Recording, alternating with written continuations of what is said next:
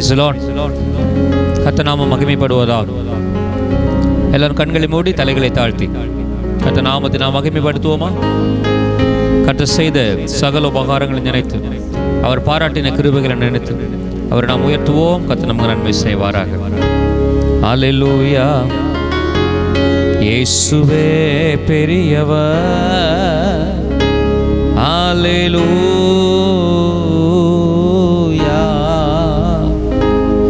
அல்லேலூயா. உம்மை நோக்கி பார்க்கின்றே, உம்மை நினைத்து துதிக்கின்றே. உம்மை நோக்கி பார்க்கின்றே, உம்மை நினைத்து துதிக்கின்றே.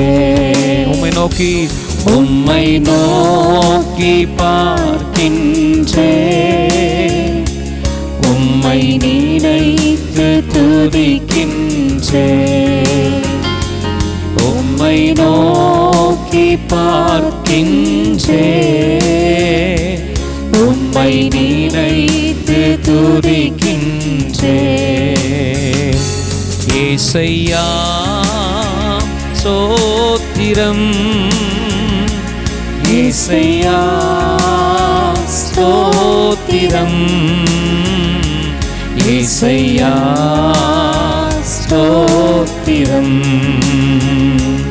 ஏசையா ஸ்தோத்திரம். கண்ணின் மணி போல என்னை காக்கின்றே, கண்ணின் மணி போல என்னை காக்கின்றே. உமது சமூகமே, உமது சமூகமே, உமது சமூகமே, உமது சமூகமே எனக்கு தீபமே, தினம் எனக்கு தீபமே. உம்மை நோக்கி பார்க்கிறேன், உம்மை நோக்கி பார்க்கின்றே, உம்மை நினைத்து துதிக்கின்றே. உம்மை நோக்கி பார்க்கின்றே, உம்மை நினைத்து துதிக்கின்றே. சேர்ந்து பாடும். ஏசையா, ஏசையா ஸ்தோத்திரம், ஏசையா ஸ்தோத்திரம், ஏசையா ஸ்தோத்திரம், ஏசையா ஸ்தோத்திரம். எங்கள் நேசிக்கிறவங்க நல்ல தகப்பனே, உடைய நாமத்தை நாங்கள் முற்றிலுமா எங்களுக்கு தருகிறோம். இந்த ஆராதனை ஆசீர்வாதமாக இருக்கட்டும். வந்திருக்கிற பிள்ளைகள், வந்து கொண்டிருக்கிற பிள்ளைகளை ஆசீர்வதிங்க. இந்த நிகழ்ச்சியை பார்த்து கொண்டு ஒவ்வொருவரையும் நீங்கள் ஆசீர்வதிங்க.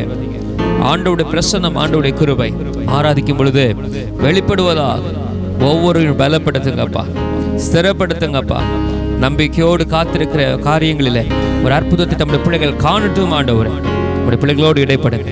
இயேசுவின் நாமத்தில் மூலம் ஜெபிக்கிற பிதாவே, ஆமென், ஆமென், ஆமென். அல்லேலூயா.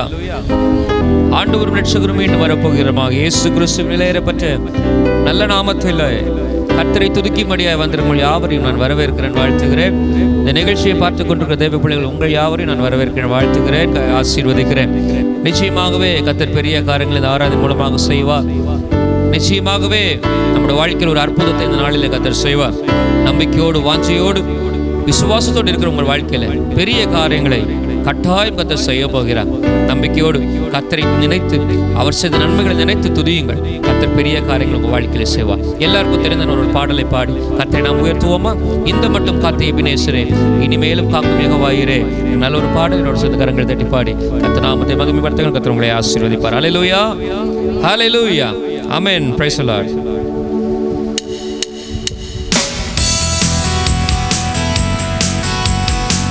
உற்சாகமாய். ஆமென்.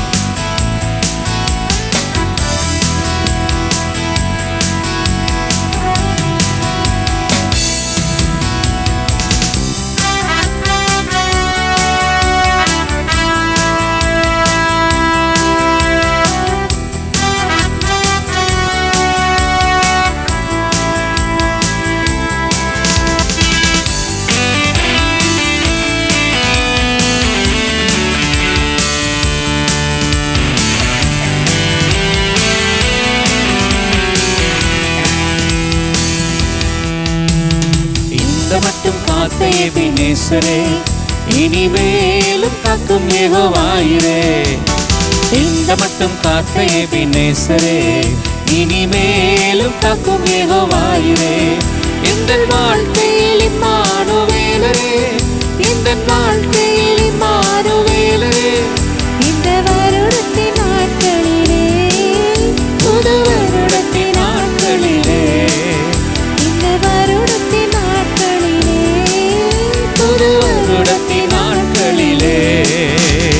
சோத்தரிப்போம் நாமே துதிகளுடனே, ஆர்ப்பரிப்போம் அன்பர் இயேசுவை.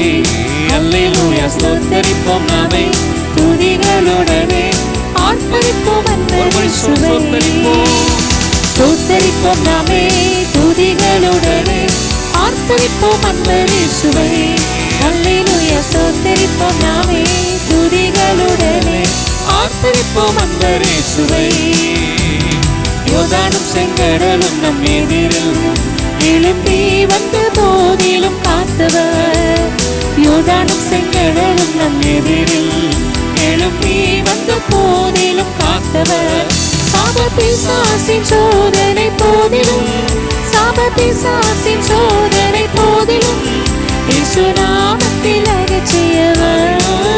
இயேசு நாமத்தில் அகற்றியவர். இயேசு நாமத்தில் அகற்றியவர். இயேசு நாமத்தில் அகற்றியவர். சோத்தரிப்போம் நாமே துதிகளுடனே, ஆர்ப்பரிப்போம் அன்பர் இயேசுவை. அல்லேலூயா. சோத்தரிப்போம் நாமே துதிகளுடனே, ஆர்ப்பரிப்போம் அன்பர் இயேசுவை. இந்த மட்டும் காத்த எபினேசரே, இனிமேலும் காக்கும் யெகோவாயிரே. இந்த மட்டும் காத்த எபினேசரே, இனிமேலும் காக்கும் யெகோவாயிரே. செய்ய காக்கும் ஒரு தாயை போலவே, இந்த மாயலோகில் என்னை காக்கும் தெய்வமே. செய்ய காக்கும் ஒரு தாயை போலவே, இந்த மாயலோகில் என்னை காக்கும் தெய்வமே. மகத்தான கிருபையின் மேலே, மகத்தான கிருபையின் மேலே மகிமாதி ரூச்சிடுமே, மகிமாதி ரூச்சிடுமே, மகிமாதி ரூச்சிடுமே, மகிமாதி ரூச்சிடுமே. சோத்தரிப்போம் நாமே துதிகளுடனே, ஆர்ப்பரிப்போம் அன்பர் இயேசுவை. அல்லேலூயா. சோத்தரிப்போம் நாமே துதிகளுடனே, ஆர்ப்பரிப்போம் அன்பர் இயேசுவை. இந்த மட்டும் காத்த எபினேசரே, இனிமேலும் காக்கும் யெகோவாயிரே. இந்த மட்டும் காத்த எபினேசரே, இனிமேலும் காக்கும் யெகோவாயிரே. பழமையெல்லாம் முடிந்து போனது, எல்லாம் புதிதாக தேவனே ஆனது. பழமையெல்லாம் முடிந்து போனது, எல்லாம் புதிதாக தேவனே ஆனது. உந்தன் மகிமையில் இறங்கி வாருமே, உந்தன் மகிமையில் இறங்கி வாருமே. நாங்கள் மறுரூபம் அடைந்திடவே, நாங்கள் மறுரூபம் அடைந்திடவே, நாங்கள் மறுரூபம் அடைந்திடவே, நாங்கள் மறுரூபம் அடைந்திடவே. ஸ்தோத்திரிப்போம் நாமே துதிகளுடனே, ஆர்ப்பரிப்போம் அன்பர் இயேசுவை. அல்லேலூயா. ஸ்தோத்திரிப்போம் நாமே துதிகளுடனே, ஆர்ப்பரிப்போம் அன்பர் இயேசுவை. Once again ஸ்தோத்திரிப்போம். ஸ்தோத்திரிப்போம் நாமே துதிகளுடனே, ஆர்ப்பரிப்போம் அன்பர் இயேசுவை. அல்லேலூயா. ஸ்தோத்திரிப்போம் நாமே துதிகளுடனே, ஆர்ப்பரிப்போம் அன்பர் இயேசுவை. இந்த மட்டும் காத்த எபினேசரே, இனிமேலும் காக்கும் யெகோவாயிரே. இந்த மட்டும் காத்த எபினேசரே, இனிமேலும் காக்கும் யெகோவாயிரே. இந்த மட்டும் காத்த எபினேசரே, இனிமேலும் காக்கும் யெகோவாயிரே. இந்த மட்டும் காத்த எபினேசரே, இனிமேலும் காக்கும் யெகோவாயிரே. நல்ல கிருபை நல்ல கிருபை வழுவாமல் காத்த சுத்த கிருபை, அக்கினியில் வேகாமல் காத்த கிருபை, தண்ணீரிலே மூழ்காமல் தாங்கும் கிருபை. வல்ல கிருபை நல்ல கிருபை, வழுவாமல் காத்த சுத்த கிருபை, அக்கினியில் வேகாமல் காத்த கிருபை, தண்ணீரிலே மூழ்காமல் தாங்கும் கிருபை. ஹல்லேலூயா. ஆண்டவருடைய கிருபையினால இம்மட்டும் நம்மை நடத்தினார், இம்மட்டும் நமக்கு உதவி செய்தார். எத்தனையோ நன்மைகள் ஆண்டவர் நம்முடைய வாழ்க்கையில் செய்தார், இனிமேலும் அவர் செய்ய போகிறார். ஆமென் சொல்லுங்க. ஹல்லேலூயா. அவருடைய அன்பு மேலானதுங்க. அவருடைய அன்பை போல வேற எங்கேயும் நம்ம பார்க்க முடியாது. அந்த அன்பை நினைத்து ஒரு முறை கூட பாடி கர்த்தர் நாமத்தை நாம் மகிமைப்படுத்த போகிறோம். இயேசுவின் அன்பு ஒப்பில்லாத அன்பு, புறம்பே தள்ளாத பூரண அன்புங்க. அவருடைய அன்பு ஒருபோது நம்மை திக்கற்றவர்களாய் விடாது, ஒருபோது நம்மை தனியாய் விடாது, ஒருபோது நம்மை ஏமாற்றாது. கடைசி வரைக்கும் கூடவே அவருடைய அன்பு இருக்கும். ஹல்லேலூயா.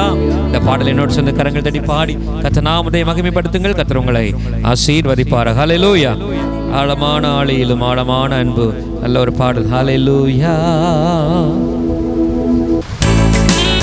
எல்லாரும் உற்சாகமா கரங்கள் தட்டி. ஆமென்.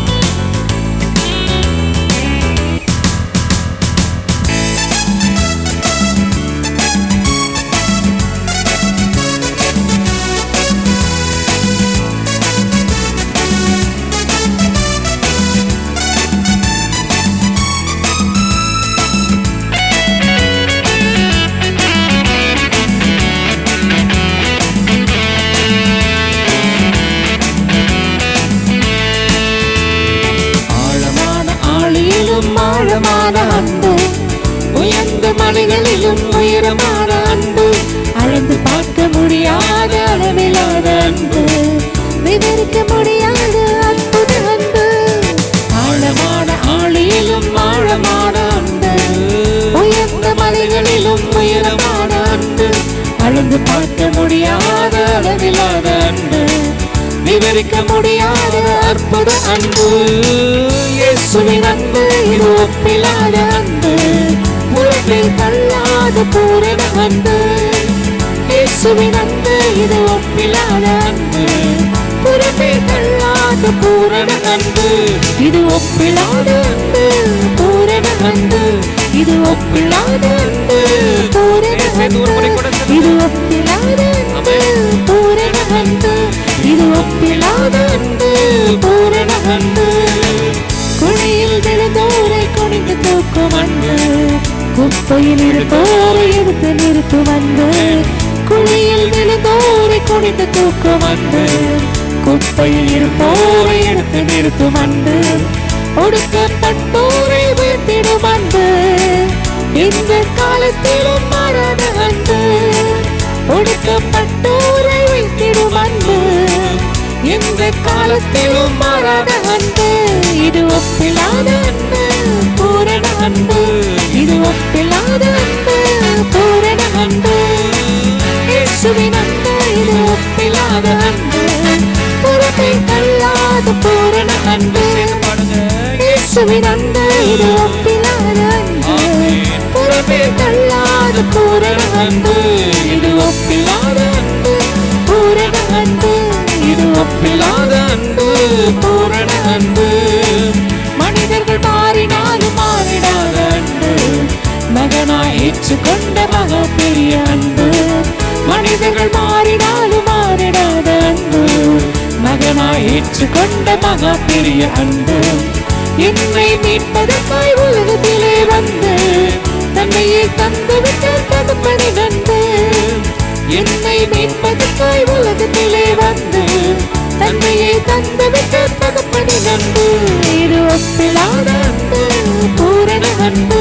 இது ஒப்பில்லாத அன்பு, பூரண அன்பு, இது ஒப்பில்லாத அன்பு, பூரண அன்பு, இது ஒப்பில்லாத அன்பு, பூரண அன்பு. இயேசுவின் அன்பு இது ஒப்பில்லாத அன்பு, புறம்பே தள்ளாத பூரண அன்பு. இயேசுவின் அன்பு இது ஒப்பில்லாத அன்பு, புறம்பே தள்ளாத பூரண அன்பு. இது ஒப்பில்லாத அன்பு, பூரண அன்பு, இது ஒப்பில்லாத அன்பு, பூரண அன்பு, இது ஒப்பில்லாத அன்பு, பூரண அன்பு, இது ஒப்பில்லாத அன்பு, பூரண அன்பு.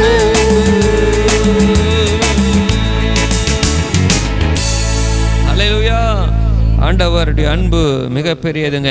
அந்த அன்பை நம்பினவர்கள் வெட்கப்பட்டு போவதில்லை. அந்த அன்பை நம்பினவர்கள் கைவிடப்பட்டு போவதில்லை. அந்த அன்பு ஒருபோது உங்களை கைவிடாது. அந்த அன்பு ஒருபோது உங்களை வெறுமையாய் அனுப்பாது.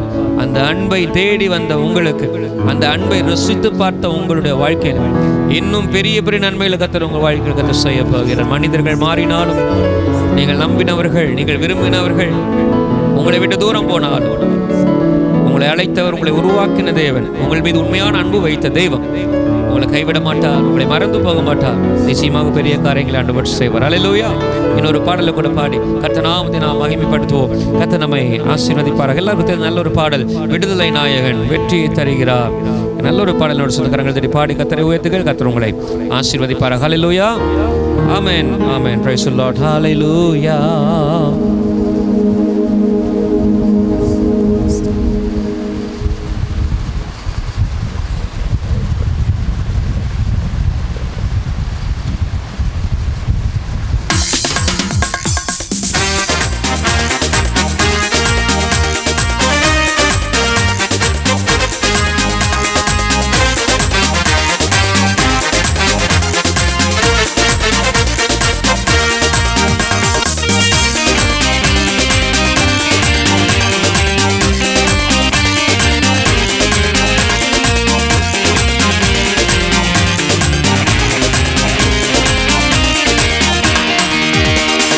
விடுதலை நாயகன் வெற்றியை தருகிறார், எனக்குள்ளே இருக்கிறார், என்ன ஆனந்தம்.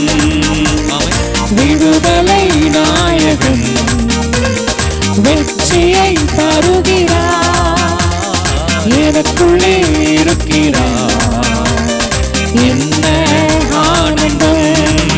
நான் பாடி பாடி மகிழ்வேன், தினம் ஆடி ஆடி துதிப்பேன். நான் பாடி பாடி மகிழ்வேன், தினம் ஆடி ஆடி துதிப்பேன். இங்கு ஓடி ஓடி சொல்லுவேன், இங்கு ஓடி ஓடி சொல்லுவேன், என் இயேசு ஜீவிக்கிறார், என் இயேசு ஜீவிக்கிறார். விடுதலை நாயகன் வெற்றியை தருகிறார், எனக்குள்ளே இருக்கிறார், என்ன ஆனந்தம். விடுதலை நாயகன் வெற்றியை தருகிறார், எனக்குள்ளே இருக்கிறார், என்ன ஆனந்தம்.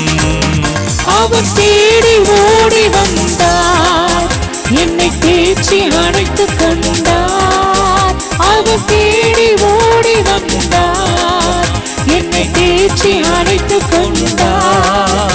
என் பாவம் அனைத்து மன்னித்தார், என் பாவம் அனைத்து மன்னித்தார். புது மனிதனாக மாற்றினார், புது மனிதனாக மாற்றினார். விடுதலை நாயகன் வெற்றியை தருகிறார், எனக்குள்ளே இருக்கிறார், என்ன ஆனந்தம். விடுதலை நாயகன் வெற்றியை தருகிறார், எனக்குள்ளே இருக்கிறார், என்ன ஆனந்தம். அவர் அன்பின் அபிஷேகத்தால் என்னை நிரப்பி நடத்துகின்றார். அவர் அன்பின் அபிஷேகத்தால் என்னை நிரப்பி நடத்துகின்றார். சாத்தானின் வலிமை வெல்ல, சாத்தானின் வலிமை வெல்ல அதிகாரம் எனக்கு தந்தார், அதிகாரம் எனக்கு தந்தார். விடுதலை நாயகன் வெற்றியை தருகிறார், எனக்குள்ளே இருக்கிறார். என்ன ஆனந்தம்! விடுதலை நாயகன் வெற்றியை தருகிறார், எனக்குள்ளே இருக்கிறார். என்ன ஆனந்தம்! செங்கடலை கடந்து செல்வேன், யோர்தானை மிதித்து நடப்பேன். செங்கடலை கடந்து செல்வேன், யோர்தானை மிதித்து நடப்பேன். எரிகோவை சுற்றி வருவேன், எரிகோவை சுற்றி வருவேன். எக்காலம் மோதி ஜெயிப்பேன், எக்காலம் மோதி ஜெயிப்பேன். விடுதலை நாயகன் வெற்றியை தருகிறார், எனக்குள்ளே இருக்கிறார். என்ன ஆனந்தம்! விடுதலை நாயகன் வெற்றியை தருகிறார், எனக்குள்ளே இருக்கிறார். என்ன ஆனந்தம்! என்ன ஆனந்தம்! ஆனந்தம் கொள்ளுவேன், அவரை நான் பாடுவேன் உயிருள்ள நாள் வரையில். ஹல்லேலூயா! ஆனந்தம் கொள்ளுவேன், அவரை நான் பாடுவேன் உயிருள்ள நாள் வரையில். இந்த நாவில் புது பாட்டு இந்த இயேசு தருகிறார். இந்த நாவில் புது பாட்டு இந்த இயேசு தருகிறார். ஆனந்தம் கொள்ளுவேன், ஆனந்தம் கொள்ளுவேன், அவரை நான் பாடுவேன் உயிருள்ள நாள் வரையில். ஹல்லேலூயா! ஆனந்தம் கொள்ளுவேன், அவரை நான் பாடுவேன் உயிருள்ள நாள் வரையில். ஹல்லேலூயா! ஆனந்தம் கொள்ளுவேன், அவரை நான் பாடுவேன் உயிருள்ள நாள் வரையில். அல்லேலூயா. ஆனந்தம் கொள்ளுவேன், அவரை நான் பாடுவேன் உயிருள்ள நாள் வரையில். எந்த உயிருள்ள நாள் வரையில், இந்த உயிருள்ள நாள் வரையில். ஹல்லேலூயா. அப்படி இருக்கிற கண்களை மூடி தலைகளை தாழ்த்தி, ஏ நல்லவர், உம் நாம மகிமைப்படுவதாக. உங்க கிருபை பெரியது. உம்மை பார்க்கும்படிக்கு ஆண்டவரே நாங்கள் வாஞ்சையாய் வந்து நிற்கிறோம் அப்பா. உம்முடைய முகத்தை நாங்கள் பார்க்கணும் ஆண்டவரே, உம்முடைய பிரசன்னத்தை நாங்கள் உணரணும் அப்பா. இயேசுவே, உம்முடைய முகத்தை பார்த்தா எங்கள் வாழ்க்கையில் இருக்கிற எல்லா விதமான பிரச்சனையும் மறைந்து போகும், எங்கள் பாடுகள் மறைந்து போகும், எங்கள் வேதனை மறந்து போகும். இயேசுவே, அல்லேலூயா, அல்லேலூயா,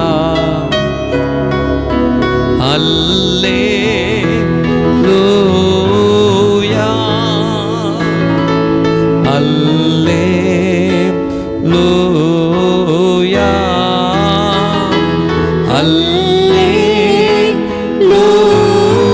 அல்லேலூயா,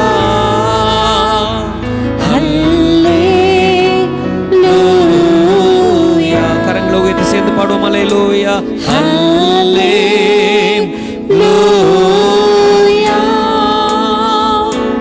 ஹல்லேலூயா,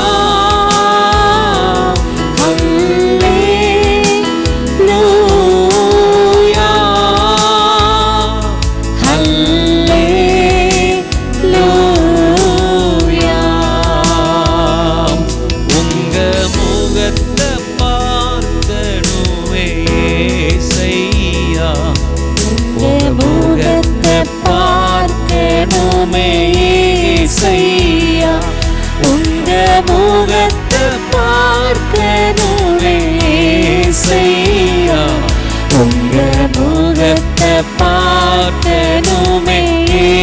ஏசையா. அல்லேலூயா.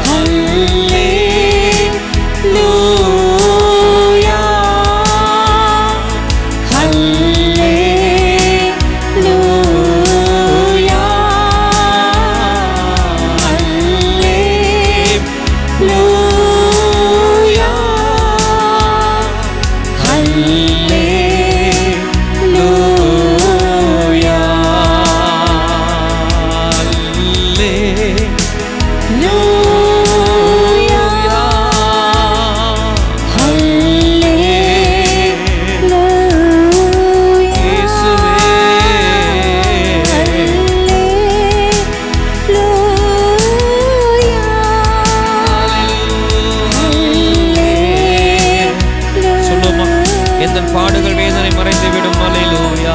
எந்தன் பாடுகள் வேதனை மறைந்து விடும். எந்தன் துயரங்கள் கலக்கங்கள் மாறிவிடும். எந்தன் பாடுகள் வேதனை மறைந்து விடும். எந்தன் துயரங்கள் கலக்கங்கள் மாறிவிடும். முகத்தை பார்க்கணுமே ஏசையா. உந்தன் முகத்தை பார்க்கணுமே ஏசையா. உந்தன் முகத்தை பார்க்கணுமே ஏசையா. உந்தன் முகத்தை பார்க்கணுமே ஏசையா. எல் ஷடா எல் ஷடா சர்வவல்ல தேவனே. சேர்ந்து பாடுங்க. El Shaddai El Shaddai El Shaddai சர்வவல்ல தேவனே. உயர்த்துகிறோம் உயர்த்துகிறோம் வாழ்த்துகிறோம் வணங்குகிறோம். உம்மை உயர்த்துகிறோம் உம்மை உயர்த்துகிறோம் வாழ்த்துகிறோம் வணங்குகிறோம். உம்மை உயர்த்துகிறோம் உம்மை உயர்த்துகிறோம் வாழ்த்துகிறோம் வணங்குகிறோம்.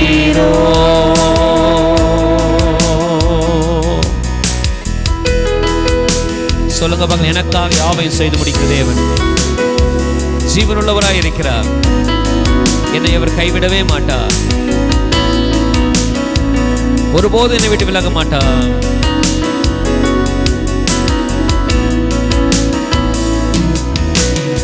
எனக்காக யாவையும் செய்பவரே உமக்கு நன்றி ஐயா.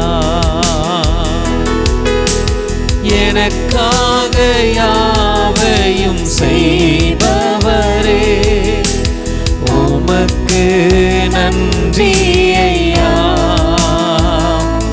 என்னை விட்டு தூரம் போகவில்லை. என்னை விட்டு தூரம் போகவில்லை.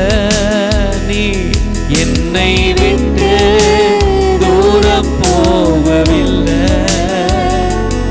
என்னை விட்டு தூரம் போகவில்லை. என் கூடவே இருப்பீ இயேசுவே. என் கூடவே இருப்பீ. சொல்லுங்க பார்க்கலாம். என் கூடவே என் கூடவே இருப்பீ. இயேசுவே. என் கூடவே இருப்பீ. என் கண்ணீரை துடைத்த தேவன் என் கவலைகள் மாற்றும் தேவன். என் கண்ணீரை துடைக்கும் தேவன். என் கவலைகள் மாற்றும் தேவன். என் கவலைகள் மாற்றும் தெய்வம். எனக்காக யாவும் செய்வார். செய்வார். அவர் எனக்காக யாவையும் செய்வார். நம்பிக்கையோடு சொல்லுங்க பார்க்கலாம். எனக்காக யாவையும் செய்வார். அவர் எனக்காக யாவையும் செய்வார். எனக்காக எனக்காக யாவையும் செய்வார்.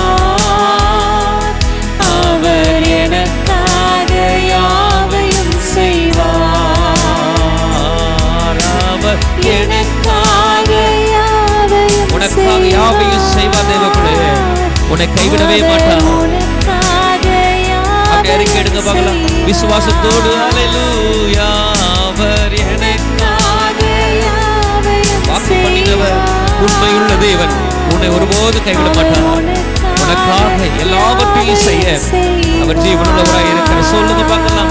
அவர் எனக்காக யாவையும் செய்வார். அவர் எனக்காக யாவையும் செய்வார். அவர் எனக்காக யாவையும் செய்வார். அவர் எனக்காக யாவையும் செய்வார். அல்லேலூயா. அப்படி இருக்கிறவங்க எல்லாரும் எழும்பி நிற்போமா? நமக்காக யாவையும் செய்கிற கர்த்தர் ஜீவனுள்ளவராய் இருக்கிறார். ஹல்லேலூயா. ஆண்டவர் நம்முடைய வாழ்க்கையில பெரிய காரியங்களை செய்ய போகிறார். அவருடைய வல்லமையின் ஆவியை நம்மத்தில் அவர் ஊற்ற போகிறார். எல்லாரும் கரங்களை திருப்பி விசுவாசத்தோடு அவர் நாமத்தை மகிமைப்படுத்துவோமா? ஹல்லேலூயா, ஹல்லேலூயா. கர்த்தர்ட்ட கேளுங்க. ஆண்டவரே, என்னை நிரப்புங்கப்பா. உங்க ஆவியை அனுப்புங்க ஆண்டவரே. உங்களுடைய வல்லமையின் ஆவியினால் என்னை நிரப்புங்கப்பா. உங்களுடைய பரிசுத்தாவின் வல்லமையினால் நிரப்புங்கப்பா. அபிஷேக நதியினால் என்னை நிரப்புங்கப்பா. இயேசு நல்லவர். ஹல்லேலூயா, ஹல்லேலூயா, ஹல்லேலூயா, ஹல்லேலூயா. உயிரடைய வேண்டுமே, உயிரடைய வேண்டுமே. உயிர்த்தெழுந்த வல்லமை வேண்டுமே. உங்க உயிர்த்தெழுந்த வல்லமை வேண்டுமே. எல்லாருக்கும் சேர்ந்து நல்ல ஒரு பாடல் என்னோடு சேர்ந்து கரங்களை தட்டி விடுதலையாய் பாடி அவர் நாமத்தை மகிமைப்படுத்துங்கள். கர்த்தர் உங்களை ஆசீர்வதிப்பாராக. ஹல்லேலூயா, ஹல்லேலூயா. ஆமென். Praise the Lord, praise the Lord.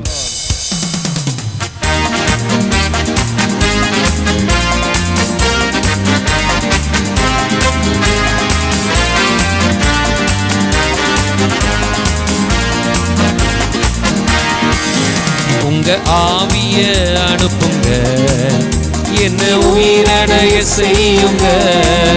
உங்க ஆவிய அனுப்புங்க, என்ன உயிரடைய செய்யுங்க. உலர்ந்த எலும்புகள் இந்த நாளில் உயிரடைய வேண்டுமே. உலர்ந்த எலும்புகள் இந்த நாளில் உயிரடைய வேண்டுமே. சேர்ந்து பாடும். உயிரடைய வேண்டும், உயிரடைய வேண்டுமே. அல்லேலூயா. உயிரடைய வேண்டுமே, உயிரடைய வேண்டுமே, உயிரடைய வேண்டுமே. உயிர்த்தெழுந்த வல்லமை வேண்டுமே. உங்கள் உயிர்த்தெழுந்த வல்லமை வேண்டுமே. பாதாள கட்டுகள் உடையட்டுமே, பார்வோனின் வல்லமை அழியட்டுமே. சேர்ந்து பாதாள கட்டுகள் உடையட்டுமே, பார்வோனின் வல்லமை அழியட்டுமே. உமக்காக நாங்கள் ஓடிட உயிரடைய வேண்டுமே. உமக்காக நாங்கள் ஓடிட உயிரடைய வேண்டுமே. உயிரடைய வேண்டுமே, உயிரடைய வேண்டுமே, உயிரடைய வேண்டுமே, உயிரடைய வேண்டுமே, உயிரடைய வேண்டுமே.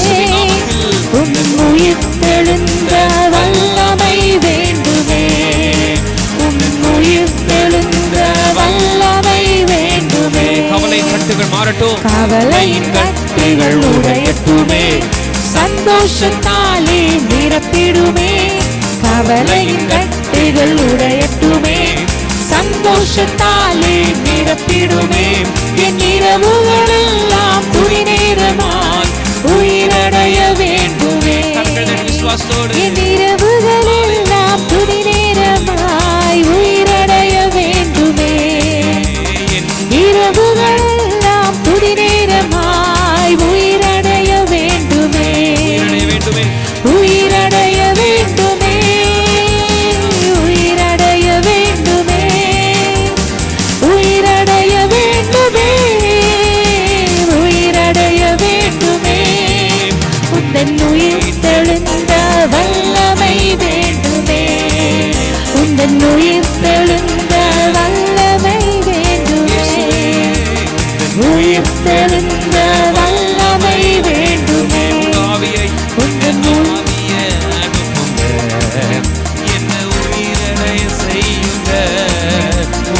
ஆவியை அனுப்புங்க. என்ன உயிரடைய செய்யுங்க. உலர்ந்த எலும்புகள் இந்த நாளில் உயிரடைய வேண்டுமே. உலர்ந்த எலும்புகள் இந்த நாளில் உயிரடைய வேண்டுமே. உயிர்த்தெழுந்த வல்லமை வேண்டுமே. உந்தன் உயிர்த்தெழுந்த வல்லமை உயிரடைய வேண்டுமே. உயிரடைய வேண்டுமே. உயிரடைய வேண்டுமே. உயிரடைய வேண்டுமே. உயிரடைய வேண்டுமே. உந்தன் உயிர்த்தெழுந்த வல்லமை வேண்டுமே. உந்தன் உயிர்த்தெழுந்த வல்லமை வேண்டுமே. உந்தன் உயிர்த்தெழுந்த வல்லமை வேண்டுமே. உந்தன் உயிர்த்தெழுந்த வல்லமை வேண்டுமே. எல்லாரும் கரங்களை தட்டி கர்த்தரை உயர்த்துங்கள் பார்க்கலாம். ஹல்லேலூயா. ஒரு உயிர்த்தெழுந்த வல்லமை பரலோகத்தில் இறங்கி வருவதா. ராஜாதி ராஜனுடைய கரம் ஒவ்வொருடைய கண்ணீரை துடைப்பதா. ஒவ்வொருடைய இருதயத்தை தேற்றுவதா. உடைக்கப்பட்ட இருதயங்கள் இப்பொழுது உருவாக்கப்படுவதா. எல்லா கவலைகளும் எல்லா பயங்களும் இயேசுவின் நாமத்தினாலே இப்பொழுதே உடைக்கப்படுவதாக. ஹல்லேலூயா. உந்தன் உயிர்த்தெழுந்த வல்லமை வேண்டுமே. எங்களை நேசிக்கிற நல்ல தகப்பனே, உயிர்த்தெழுந்த வல்லமையினால எங்களை நிரப்பிக் கொண்டிருக்கிறபடி அல்ல நன்றி. இது இவ்வளவு நேரத்தை உங்க கருத்துல தருகிறோம். பொறுப்படுத்திக்கொள்ளும் பெரிய காரியம் செய்யும். இயேசுவின் நாமத்து மூலம் ஜெபிக்கிற பிதாவே, ஆமென், ஆமென், ஆமென். இன்றைக்கு நமக்கு கொடுக்கப்பட்டிருக்கின்ற இந்த சங்கீதம் 48 யாரால் எழுதப்பட்டது என்ற குறிப்பு இதிலே காணப்படவில்லை. ஆயினும் தலைப்பிலே கோராகின் புத்திரருக்கு ஒப்புவிக்கப்பட்ட சங்கீத பாட்டு என்று எழுதப்பட்டிருக்கின்றது. சங்கீதம் 44 தியானித்த போது நான் கோராகின் புத்திரரை குறித்து மிக விளக்கமாக விவரமாக சொல்லியிருந்தேன். உங்களுக்கு அது ஞாபகத்தில் இருக்கும் என்று நான் நினைக்கின்றேன். இந்த சங்கீதத்தை எழுதியவர் நிச்சயமாக ஒரு தேவ தரிசனத்தை பெற்ற ஒரு தேவ மனிதனாகத்தான் இருந்திருக்க வேண்டும். இந்த சங்கீதத்தை எழுதியவர் எந்த காலகட்டத்தில் எழுதினார் என்று பார்ப்போமானால், எசேக்கியா ராஜா காலத்திலே ஜனகரிப் ராஜா எருசலேமிலே படையெடுத்து வந்தபோது கர்த்தர் எருசலேமை காத்து கொண்டதால் கர்த்தரை ஏறெடுத்து பாடிய சங்கீதமாக இதை காணப்படுவதாக வேத அறிஞர்கள் கூறுகிறார்கள். இந்த சங்கீதம் பூமியில் இருக்கிற சியோன் மலைகளை கொண்ட எருசலேமை குறித்தும், பரிசுத்த பர்வதம் அல்லது பரலோகம் அல்லது பரம எருசலேம் அல்லது சியோன் பர்வதம் இப்படியெல்லாம் அழைக்கப்படுகிற பரலோகத்தை மையமாக வைத்தும் எழுதப்பட்ட ஒரு சங்கீதமாக காணப்படுகிறது. இந்த சங்கீதத்திலே 3 பிரிவுகள் காணப்படுகின்றன. முதல் 3 வசனங்களும் மகாராஜாவின் நகரம் என்று சொல்லப்படுகிற பரலோகத்தையும் எருசலேம் நகரத்தையும் அதன் மகிமையும் குறிப்பதாக காணப்படுகிறது. 4ஆம் வசனம் முதல் 8ஆம் வசனம் வரை உள்ள வசனங்களை நீங்கள் பார்ப்பீர்கள். ஆனால் கர்த்தர் எவ்வாறு தம்முடைய நகரத்தை காத்தார் என்று தெரியப்பட்டிருக்கின்றது.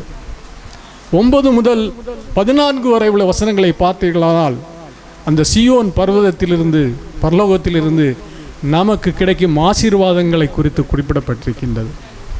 ஒவ்வொரு வசனமாக நாம் தியானிப்போமாக.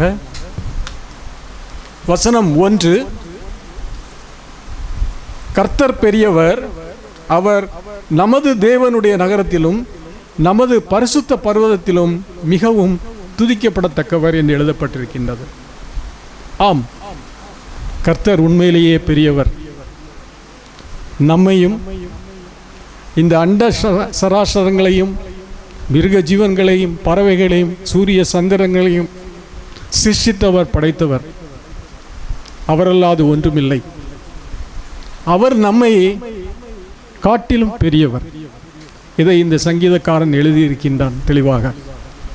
எனவே நமது நகரமாகிய தேவாலயத்திலும் எருசலேம் தேவாலயத்திலும் அவரது நகரமாகிய பரலோகத்திலும் அவர் துதிக்கப்படத்தக்கவர் என்பதை இந்த சங்கீதக்காரன் தெளிவாக எழுதியிருக்கின்றான்.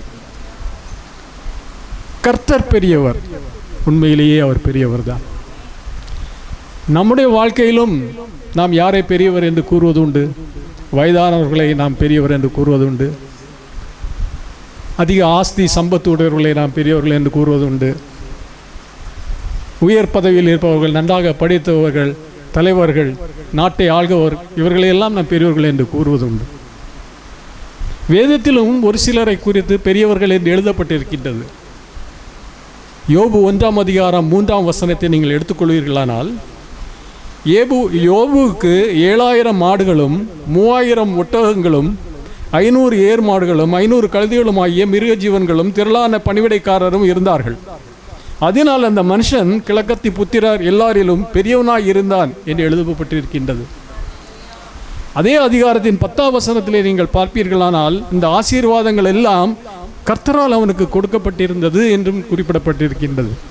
ஆம், உலகத்தரால் அவன் பெரியவர் என்று சொல்லப்பட்டாலும் அவனை உருவாக்கியது, அவனை சிருஷ்டித்தது, அவனை செல்வமானாக மாற்றியது கர்த்தர். எனவே கர்த்தர் அவனை காட்டிலும் பெரியவர் இல்லையா? 1 சாமுவேல் 9ஆம் அதிகாரம் 6ஆம் வசனத்திலே நீங்கள் பார்ப்பீர்களானால் அங்கே சாமுவேல் தீர்க்கதரிசியை பற்றி சவுல் ராஜாவின் வேலைக்காரன் பெரியவர் என்று குறிப்பிட்டிருக்கின்றான். சாமுவேல் தீர்க்கதரிசி சவுல் ராஜாவை இஸ்ரவேல் ஜனங்களில் முதல் ராஜாவாக அபிஷேகம் செய்தவர். அந்த சாமுவேல் தீர்க்கதரிசி அவர் தீர்க்கதரிசியாக இருந்தாலும் ஜனங்களுக்கு தீர்க்க தரிசனம் சொன்னாலும் அவர் பெரியவரா? அவரை தீர்க்கதரிசி ஆக்கினதும் கர்த்தர்.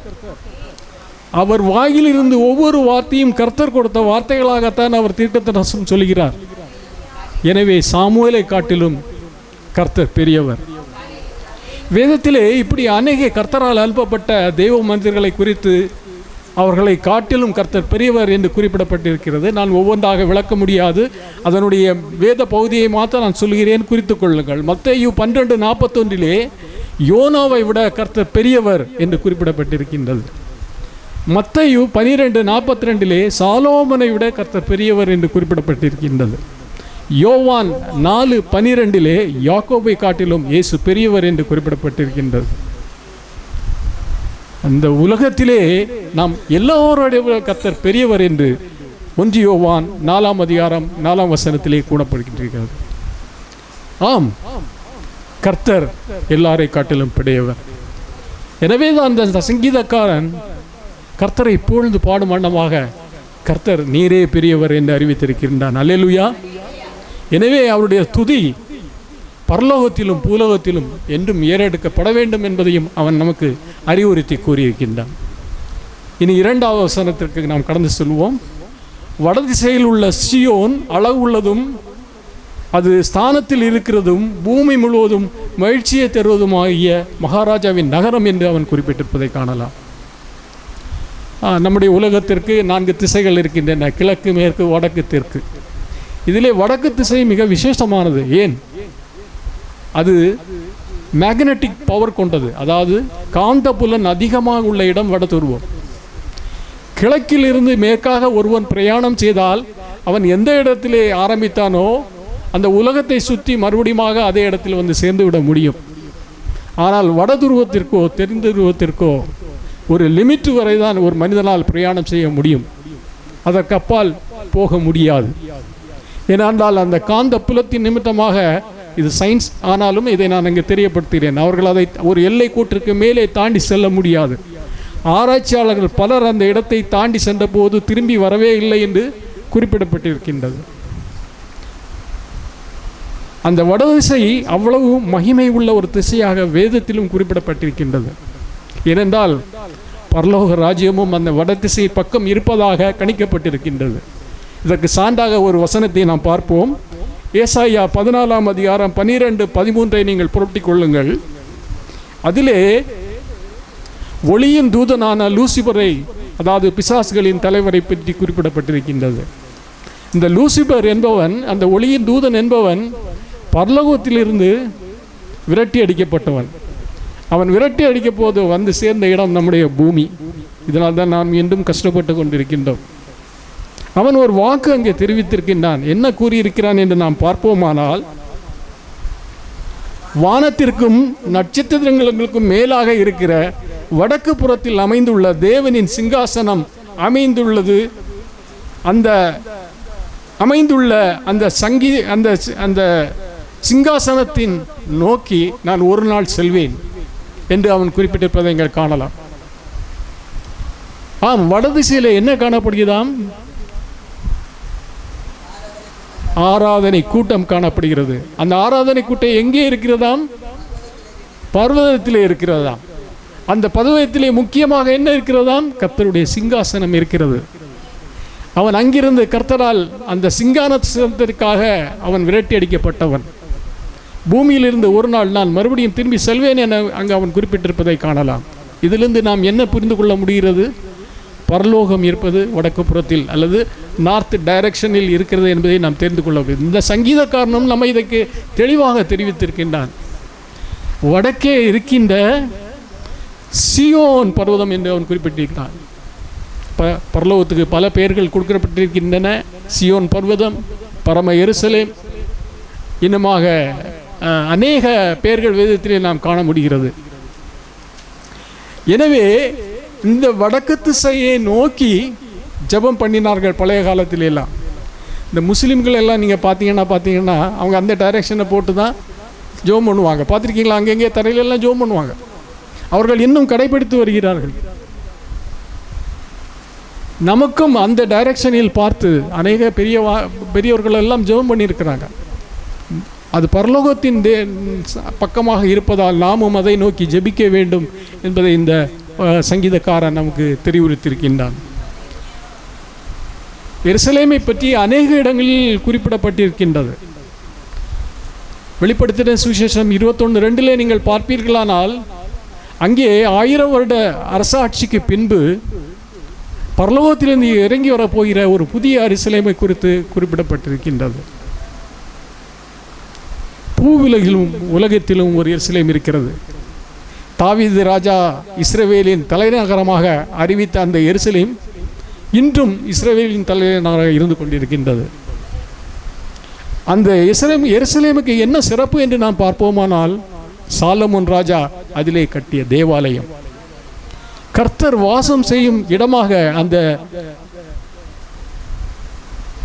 அந்த தேவாலயம் காணப்பட்டதால் அந்த இடத்திலே இஸ்ரவேல் ஜனங்கள் சென்று கர்த்தரை ஆராய்ந்து துதித்தார்கள் என்று வேதத்தில் நாம் காண முடிகிறது. எனவே சங்கீதக்காரன் இங்கே குறிப்பிட்டது போல இந்த வடதிசையில் உள்ள அந்த சியோன் பர்வதம் கர்த்தர் வாசம் செய்யும் ஒரு இடமாக அவன் கருதிய நிமித்தமாக அதை மகாராஜாவின் நகரம் என்று அவன் குறிப்பிட்டிருப்பதை நாம் இங்கு காண முடிகிறது. 3ஆம் வசனத்திலே அதன் அரண்மனைகளில் தேவன் உயர்ந்த அடைக்கலமாக அறியப்பட்டிருக்கிறார் என்று குறிப்பிட்டிருக்கின்றான். ஒரு மகாராஜாவின் நகரம் என்றால் அதில் நிச்சயமாக அவரது அரண்மனையும் காணப்படும். ராஜாக்கள் அவர்கள் வசிக்கும் இடம் அல்லது தாமசிக்கும் இடம் அல்ல அடைக்கலமாக இருக்கும் இடம் அரண்மனை என்று அழைக்கப்பட்டிருக்கிறது. இங்கே சங்கீதக்காரன் அரண்மனை என்று குறிப்பிட்டிருப்பது எருசலேம் தேவாலயத்தை அவன் குறிப்பிட்டிருக்கின்றான். ஏனென்றால் கர்த்தர் வாசமாக இருப்பது 2 இடங்களில். முதல் வசனத்திலே நாம் பார்த்தோம், ஒன்று பரலோகம், மற்றொன்று எருசலேம் தேவாலயம் அல்லது சபைகள் அல்லது இன்று காணப்படுகின்ற ஆலயங்கள். அவர் எப்பொழுதும் அந்த இடத்திலே வாசமாக இருக்கிறார் என்பதை, அவருடைய இருப்பிடமாக இருக்கிறது என்பதை சங்கீதக்காரன் இந்த 3ஆம் வசனத்திலே நமக்கு எடுத்து சொல்லியிருக்கிறார். 4 முதல் 7 வசனங்களை நாம் பார்ப்போமானால், மகாராஜாவின் நகரமாகிய எருசலேமுக்குள் அநேக ராஜாக்கள் கடந்து வந்திருப்பதை அவன் அங்கு குறிப்பிட்டிருக்கின்றான். ஒருவராலும் அந்த எருசலேம் தேவாலயத்தை மேற்கொள்ள முடியவில்லை, போரிட்டு ஜெயிக்க முடியவில்லை என்பதையும் அவன் குறிப்பிட்டிருக்கின்றான். எனவே எருசலேமை நோக்கி வந்தவர்கள் எல்லாம் என்ன சம்பவித்தது என்று பார்த்தோமானால், அவர்கள் எல்லாரும் கலங்கி வேதனைப்பட்டு நடுங்கிக் கொண்டு ஆச்சரியப்பட்டு புறமுதுகை காட்டி ஓடிவிட்டார்கள் என்பதை அவன் குறிப்பிட்டிருக்கின்றான்.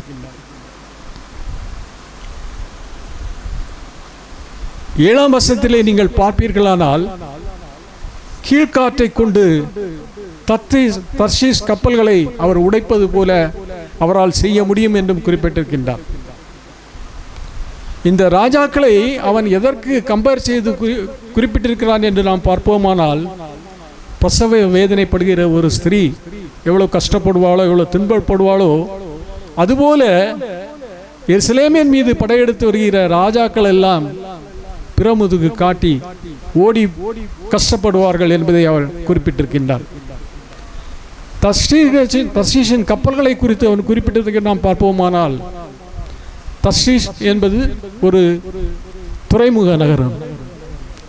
அந்த நகரத்திலே கப்பல் கட்டுவது, ஏற்றுமதி இறக்குமதி இவைகள் அந்த காலத்திலே மிக சிறப்பாக நடைபெற்ற இடம்.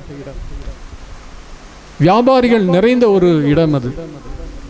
கப்பல் அங்கு கட்டப்படுகிற ஒவ்வொரு கப்பல்களும் மிகவும் உறுதியானவை. எந்த புயல்கள் வந்தாலும் சமாளிக்கும் வகையில் அந்த தர்ஷீஷில் துறைமுகத்தில் கட்டப்படுகிற கப்பல்கள் எல்லாம் ரொம்ப ஸ்ட்ராங்காக இருக்கக்கூடியவை. அந்த கப்பல்களையே கர்த்தர் நினைத்தால் கீழ்காற்றை வரவழைத்து உடைத்து போட முடியும் என்று அவன் குறிப்பிட்டிருக்கின்றான். கீழ்காற்றை குறித்தும் நாம் சிறிது பார்க்க வேண்டியது அவசியமாக இருக்கிறது. கீழ்காற்றை குறித்தும் வேதத்தில் அநேக இடங்களில் குறிப்பிடப்பட்டிருக்கின்றது. யாத்திராகமம் 14:21 நீங்கள் பார்ப்பீரானால், கீழ்காற்றினால் செங்கடலை அவர் ஒதுக்கினார் என்று கூறப்பட்டிருக்கின்றது. ஆம், செங்கடலை பிளப்பதற்காக அவர் கீழ்காற்றை அனுப்பினார் என்று குறிப்பிடப்பட்டிருக்கின்றது. யாத்திராகமம் 10:12 முதல் 15 வசனங்களில் பார்ப்பீர்களானால், எகிப்திலே கீழ்காற்றின் மூலமாக வெட்டுக்கிளிகளை கர்த்தர் அனுப்பி எகிப்து நாடு முழுவதும் இருந்த மரம் செடி கொடிகளை எல்லாம் பட்சித்து போடும்படி அவர் செய்தார் என்று அங்கு குறிப்பிடப்பட்டிருக்கின்றது. யோனா 4ஆம் அதிகாரம் 7-8 நீங்கள் பார்ப்பீர்களானால், கர்த்தர் உஷ்ணமான கீழ்காற்றை அனுப்பி யோனா தூங்கிக் கொண்டிருந்த ஒரு ஆமணக்கு சிலையின் இலையை பூச்சிகள் மூலமாக கடிக்க வைத்திருப்பதை அங்கு நாம் காண முடிகிறது. ஆதியாகமம் 41:6-7 வசனங்களில் நீங்கள் பார்ப்பீர்களானால், பார்வோன் கண்ட சொப்பனத்திலே கீழ்காற்றினால் சாவியான தீந்து போன 7 கதிர்களை குறித்து எழுதியிருப்பதை நாம் காண முடியும். அதுபோலவே நம்முடைய சங்கீதக்காரனும் இந்த 7ஆம் வசனத்தில் அவன் கீழ்காற்றை குறித்து குறிப்பிட்டு தர்ஷீஷ் கப்பல்களையும் அவன் குறிப்பிட்டிருக்கின்றான். இவைகள் எதற்கு உதாரணமாக கூறியிருக்கிறான் என்று நாம் பார்ப்போமானால், எருசலேமிலே எந்த ராஜாக்கள் படையெடுத்தாலும் அவர்களால் எருசலேமை மேற்கொள்ள முடியவில்லை. அப்படி வந்தவர்கள் எல்லாம் அவர்கள் நாணமடைந்து வெட்கமடைந்து துன்பப்பட்டு கஷ்டப்பட்டு சிதறி ஓடி இருப்பதை உதாரணமாக எடுத்துக்காட்டி இந்த 2 வசனங்களையும் அவன் தெரிவித்திருக்கின்றான். 8ஆம் வசனத்தை நாம் பார்ப்போமானால், நாம் கேள்விப்பட்டபடியே நமது தேவனுடைய நகரமாகிய சேனைகளுடைய கர்த்தரின் நகரத்திலே கண்டோம், தேவன் அதை என்றென்றைக்கும் ஸ்திரப்படுத்துவார் என்று நாம் குறிப்பிட்டிருப்பதை காணலாம். ஆம், சங்கீதக்காரன் மேற்கூறிய அவன் இதற்கு முன்பாக எழுதிய அந்த 7 வசனங்களில் அவன் குறிப்பிட்டிருக்கின்ற எருசலேமை அவன் கண்டதுண்டு, கேட்டதுண்டு. அந்த எருசலேமை இப்பொழுது மாத்திரமில்லை, எல்லா காலகட்டங்களிலும் கர்த்தர் ஸ்திரப்படுத்துவார் என்று அவன் எழுதியிருப்பதை காண்கலாம். இதை நான் முழுமையாக அறிந்து கொள்ள வேண்டுமானால் எருசலேமின் சரித்திரத்தை நாம் புரட்டி பார்த்தால் மாத்திரமே தெரிந்து கொள்ள முடியும். ஆயினும் லேசாக நான் டச் செய்து விட்டது போகிறேன். எருசலேம் பட்டணம் முதலாவதாக எபூசு பட்டணம் என்று அது அழைக்கப்பட்டிருந்தது. கிமு 1625 எபூசியர் அந்த பட்டணத்தை ஆண்டு வந்தார்கள். எபூசு நகரத்தை கிமு 1090 யூதா கோத்திரத்தார் படையெடுத்து பிடித்து கொண்டார்கள். அவர்கள் தன்வசம் ஆக்கிய பிறகு அந்த எபூசு பட்டணத்தை தீக்கிரையாக்கி அழித்து போட்டார்கள். அதிலே அவர்கள் புதிதாக ஒரு நகரத்தை கட்டினார்கள். அது எருசலேம் என்று அழைக்கப்பட்டது. கிமு 1042 தாவீது ராஜா எருசலேமை முழுமையாக கைப்பற்றி இஸ்ரவேலின் தலைநகராக்கினார். உடன்படிக்கை பெட்டியும் எருசலேமுக்கு கொண்டு வரப்பட்டது. கிமு 999 சாலமோன் ராஜா எருசலேமின் தேவாலயத்தை கட்டி உடன்படிக்கை பெட்டியை எருசலேம் தேவாலயத்திற்குள்ளாக வைத்து அங்கே ஆராதனையை தொடங்கினார்கள். கர்த்தரை தரிசித்துக் கொள்ள, தொழுது கொள்ள, அவருடைய மகிமையை கண்டுகொள்ள, அவரை ஆராதிக்க, துதிக்க இஸ்ரவேல் ஜனங்கள் அனைவரும் அந்த எருசலேம் தேவாலயத்துக்குள் வந்து துதித்து மகிமைப்படுத்தினார்கள். பிறகாக அங்கு இஸ்ரவேல் கோத்திரம் 2ஆக பிரிகிறது, யூதா என்றும் இஸ்ரவேல் என்றும். பின்பு எருசலேம் யூதாவின் தலைநகராக மாறுகிறது. கிமு 586 நெபுகாத்நேசர் எருசலேம் மீது படையெடுத்து அதை தீக்கிரையாக்கினார். யூதா கோத்திரத்தாரும் இஸ்ரவேல் கோத்திரத்தாரும் பாபிலோன் நகருக்கு சிறைப்பட்டு போனார்கள்.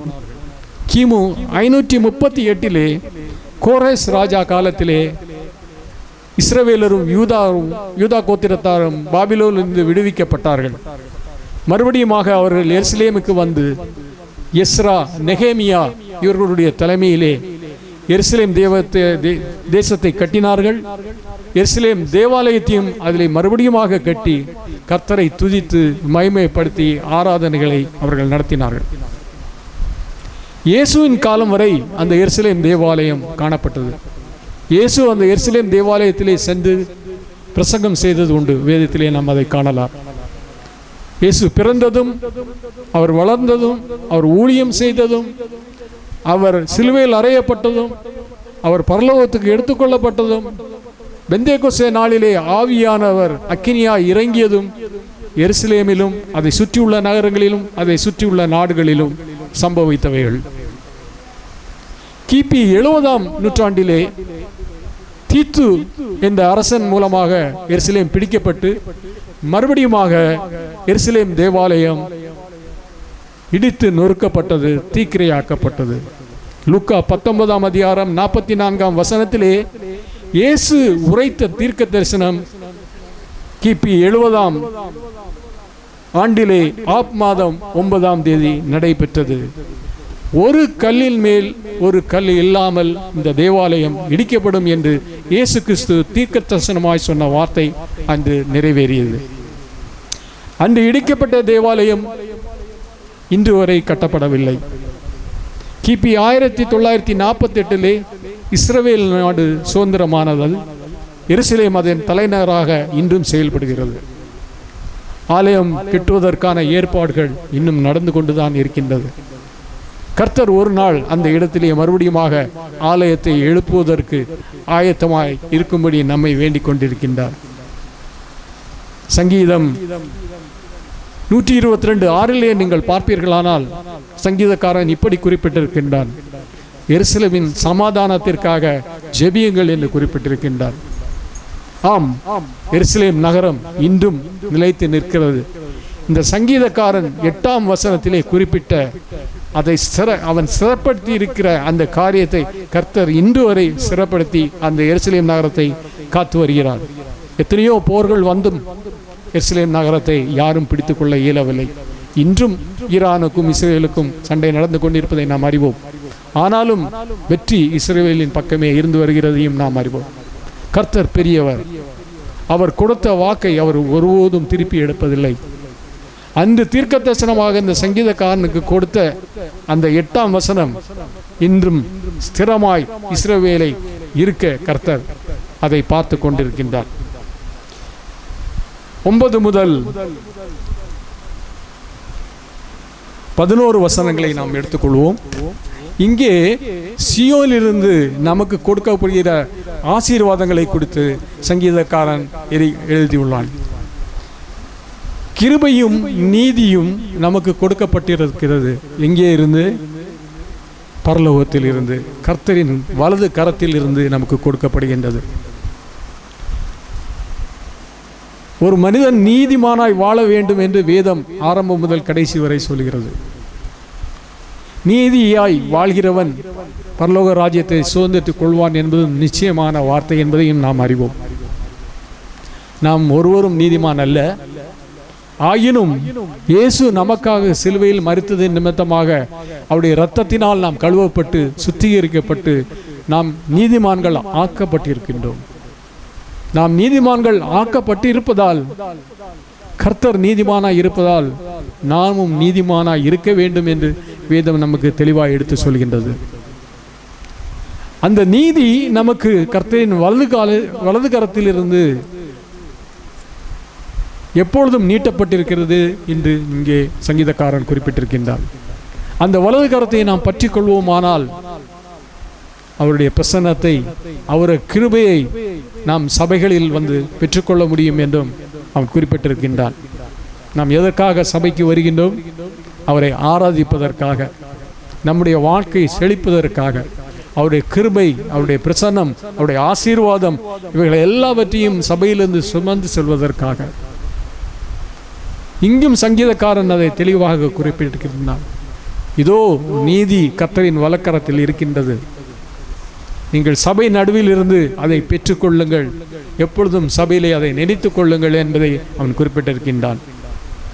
12, 13ஆம் வசனங்களில் நீங்கள் பார்ப்பீர்களானால், எருசலேமில் இருந்து நமக்கு கிடைக்கின்ற இந்த கிருபையும் நீதியும் எப்பொழுதும் நம்முடைய சிந்தையிலே காணப்பட வேண்டும் என்றும், அவர் வாசம் செய்யும் அவரது அலங்கம், கொத்தளம், அரண்மனை, தேவாலயம் இவைகள் எல்லாவற்றையும் நாம் எப்பொழுதும் நம்முடைய சிந்தையிலும் மனதிலும் ஏற்றுக்கொண்டு அதை நம்முடைய பிள்ளைகளுக்கும் தலைமுறையாக தெரியப்படுத்த வேண்டும் என்று தெரியப்படுத்தியிருக்கின்றார். 14ஆம் வசனத்திலே நீங்கள் பார்ப்பீர்களானால், இந்த தேவன் என்றென்றைக்கும் உள்ள சதா காலங்களிலும் நம்முடைய தேவன், மரண பரியந்தம் நம்மை நடத்துவார் என்று குறிப்பிட்டிருக்கின்றது. ஆம், நம்மை நடத்துகிறவர், ஒவ்வொரு நொடியிலும் ஒவ்வொரு நிமிடத்திலும் நடத்துகிறவர் நம்முடைய கர்த்தரே, ராஜனாய் இருக்கிற நம்முடைய கர்த்தரே, சியோனின் தேவனே அந்த கர்த்தர், பரலோக ராஜ்யத்தின் ராஜாவே அந்த கர்த்தர். அவரே நம்மை நடத்துகிறார், வழி நடத்துகிறார். நான் நடத்துவேன் என்ற ஒரு வாக்குத்தத்த வசனமும் நமக்கு ஏற்கனவே கொடுத்திருக்கின்றார். அதை லேசாக நாம் பார்த்துவிட்டு செல்வோம். ஏசாயா 48ஆம் அதிகாரம் 17ஆம் வசனத்தை எல்லோரும் எடுத்துக்கொள்ளுங்கள். ஏசாயா 48:17. அதிலே இஸ்ரவேலின் பரிசுத்தராகிய உன் மீட்பராகிய கர்த்தர் சொல்கிறதாவது, பிரயோஜனமானதை உனக்கு போதித்து நீங்கள் நடக்க வேண்டிய வழிகளிலே நடத்துகிற உன்னுடைய தேவனாய கர்த்தர் நானே என்று அவர் தெரியப்படுத்தியிருப்பதை பார்க்கிறோம். ஆம், கர்த்தர் நித்தமும் நம்மை நடத்தி செல்கிறார். நம்முடைய வாழ்க்கையிலே வருகின்ற வறட்சியான காலங்களில் எல்லாம், ஒரு கஷ்டமானாலும் சரி, ஒரு வியாதியானாலும் சரி, ஒரு துன்பமானாலும் சரி, அது எப்படிப்பட்ட காரியங்களாக இருந்தாலும் சரி, அவைகள் எல்லாவற்றிலும் இருந்து உன்னை தப்பிக்க செய்து நீர்ப்பாய்ச்சலான தோட்டத்தை போல நன்மையால் நம்மளை முடிசூட்டி நம்மளை செழிக்க செய்ய அந்த சியோன் பர்வதத்தின் கர்த்தரால் மாத்திரமே முடியும் என்பதை இந்த சங்கீதத்தின் கடைசி வசனம் நமக்கு எடுத்து கூறுகின்றது. யாத்திராகமம் 15ஆம் அதிகாரம் 13ஆம் வசனத்திலே நீங்கள் பார்ப்பீர்களானால், இஸ்ரவேல் ஜனங்களை அவர் எகிப்திலிருந்து அழைத்து வந்து செங்கடலை பிளந்து அவர்களை வழி நடத்தியது இதற்காக. பரிசுத்த வாசஸ்தலத்துக்கு நேராய் அவர்கள் அனைவரும் கடந்து வர வேண்டும் என்பதற்காகத்தான். அந்த பரிசுத்த வாசஸ்தலம் நமக்காய் திறந்து வைக்கப்பட்டிருக்கின்றது. அந்த பரிசுத்த வாசஸ்தலத்தை நோக்கி ஒவ்வொரு விசுவாசியும் வர வேண்டும் என்று கர்த்தர் நம்மை எதிர்பார்க்கிறார். அவர் நம்மை கவனமாய் கவனித்துக் கொண்டிருக்கின்றார். இதற்காகவே உலகத்திலே அவர் நமக்கு நன்மைகளையும் கிருபைகளையும் நீதியாய் தந்து நம்மளை நடப்பித்து வழி நடத்தி கொண்டு வருகின்றார். எனவே சங்கீதக்காரன் கூறியது பிரகாரமாக அவருடைய நீதியையும் கிருபையும் பெற்றுக்கொண்ட நாம் அவருடைய வழியிலே நடந்து அவர் நமக்காக ஆயத்தம் படுத்தி வைத்திருக்கின்ற சியோன் பர்வதம் அல்லது பரலோகத்தில் பிரவேசிக்க நாம் ஒவ்வொருவரையும் ஆயத்தப்பட்டவர்களாய் காணப்பட வேண்டும் என்று அவன் தெரிவித்திருக்கின்றான். இந்த சங்கீதம் நமக்கு கூறுவது என்ன? கர்த்தர் வாசம் செய்யும் இடம் சபைகளிலும் பரலோக ராஜ்யத்திலும். அவர் வாசம் செய்யும் அந்த இடங்களில் எல்லாம் நாமும் வர வேண்டும் என்பதை அவர் உறுதியாய் தெரிவித்திருக்கின்றார்.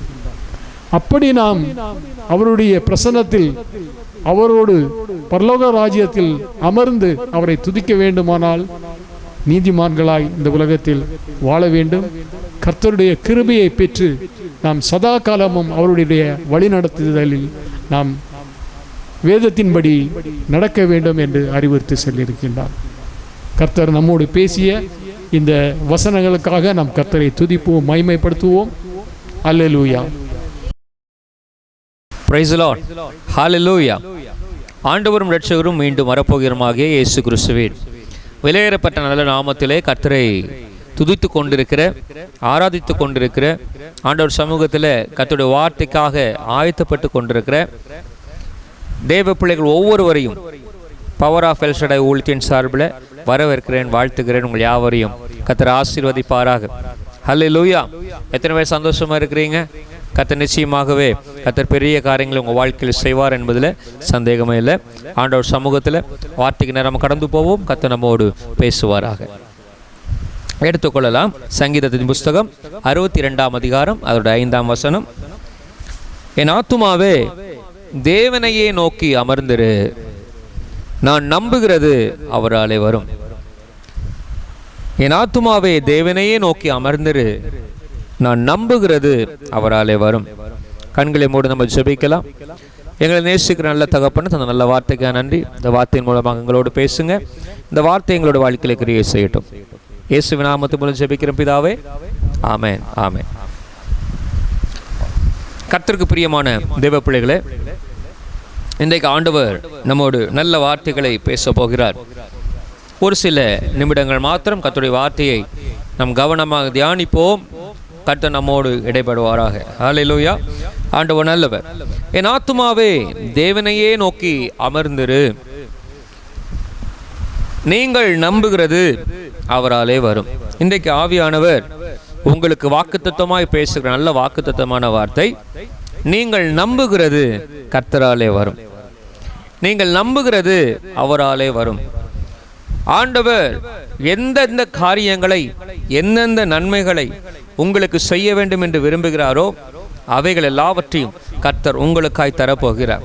அது மாத்திரமல்ல, நீங்கள் எவைகளையெல்லாம் விரும்புகிறீர்களோ, நீங்கள் எவைகளையெல்லாம் நம்புகிறீர்களோ, நீங்கள் எவைகளெல்லாம் கர்த்தரிடத்தில் கேட்கிறீர்களோ, நீங்கள் எவைகளெல்லாம் கர்த்தர் சமூகத்தில் விரும்புகிறீர்களோ, ஆசைப்படுகிறீர்களோ, வாஞ்சிக்கிறீர்களோ, கட்டாயம் கர்த்தர் அந்த காரியங்களை உங்கள் வாழ்க்கையில் வாய்க்க பண்ணுவா. நிச்சயமாக உங்களுக்காய் ஆண்டவர் தருவா. ஹல்லேலூயா. நீங்கள் கர்த்தரை நம்பி இருக்கிறீர்களா? கட்டாயம் கர்த்தர் உங்கள் வாழ்க்கையில் நன்மையை செய்வார். ஆண்டவர் நாம மகிமைப்படுவதாக. பாருங்கள், நீங்கள் விசுவாசிக்கிறது அவராலே வரும். நீங்கள் நம்புகிறது, அதாவது விசுவாசிக்கிறது. நீ விசுவாசித்தால் தேவ மகிமையை காண்பாய். வேதம் சொல்லுகிறது தேவ மகிமையை காண வேண்டும். தேவனுடைய சமூகத்தில் வந்திருக்க உங்கள் வாழ்க்கையில் ஆண்டவருடைய மகிமையை காண வேண்டும் என்று விரும்பினால், ஆண்டவருடைய பிரசன்னத்தை உணர வேண்டும் என்று விரும்பினால், கர்த்தர் சமூகத்தில் விசுவாசத்தோடு உட்கார வேண்டும். கர்த்தர் சமூகத்தில் முழு உள்ளத்தோடும் முழு பலத்தோடும் கர்த்தரை ஆராதிக்க வேண்டும். கர்த்தரை நமஸ்கரிக்க வேண்டும். கர்த்தரை உயர்த்த வேண்டும். கர்த்தரே என்னுடைய பங்கு, கர்த்தரே என்னுடைய முழு பலன், கர்த்தரே என்னுடைய ஜீவன் என்று கர்த்தரை நம்பி அவரை கனப்படுத்த வேண்டும்.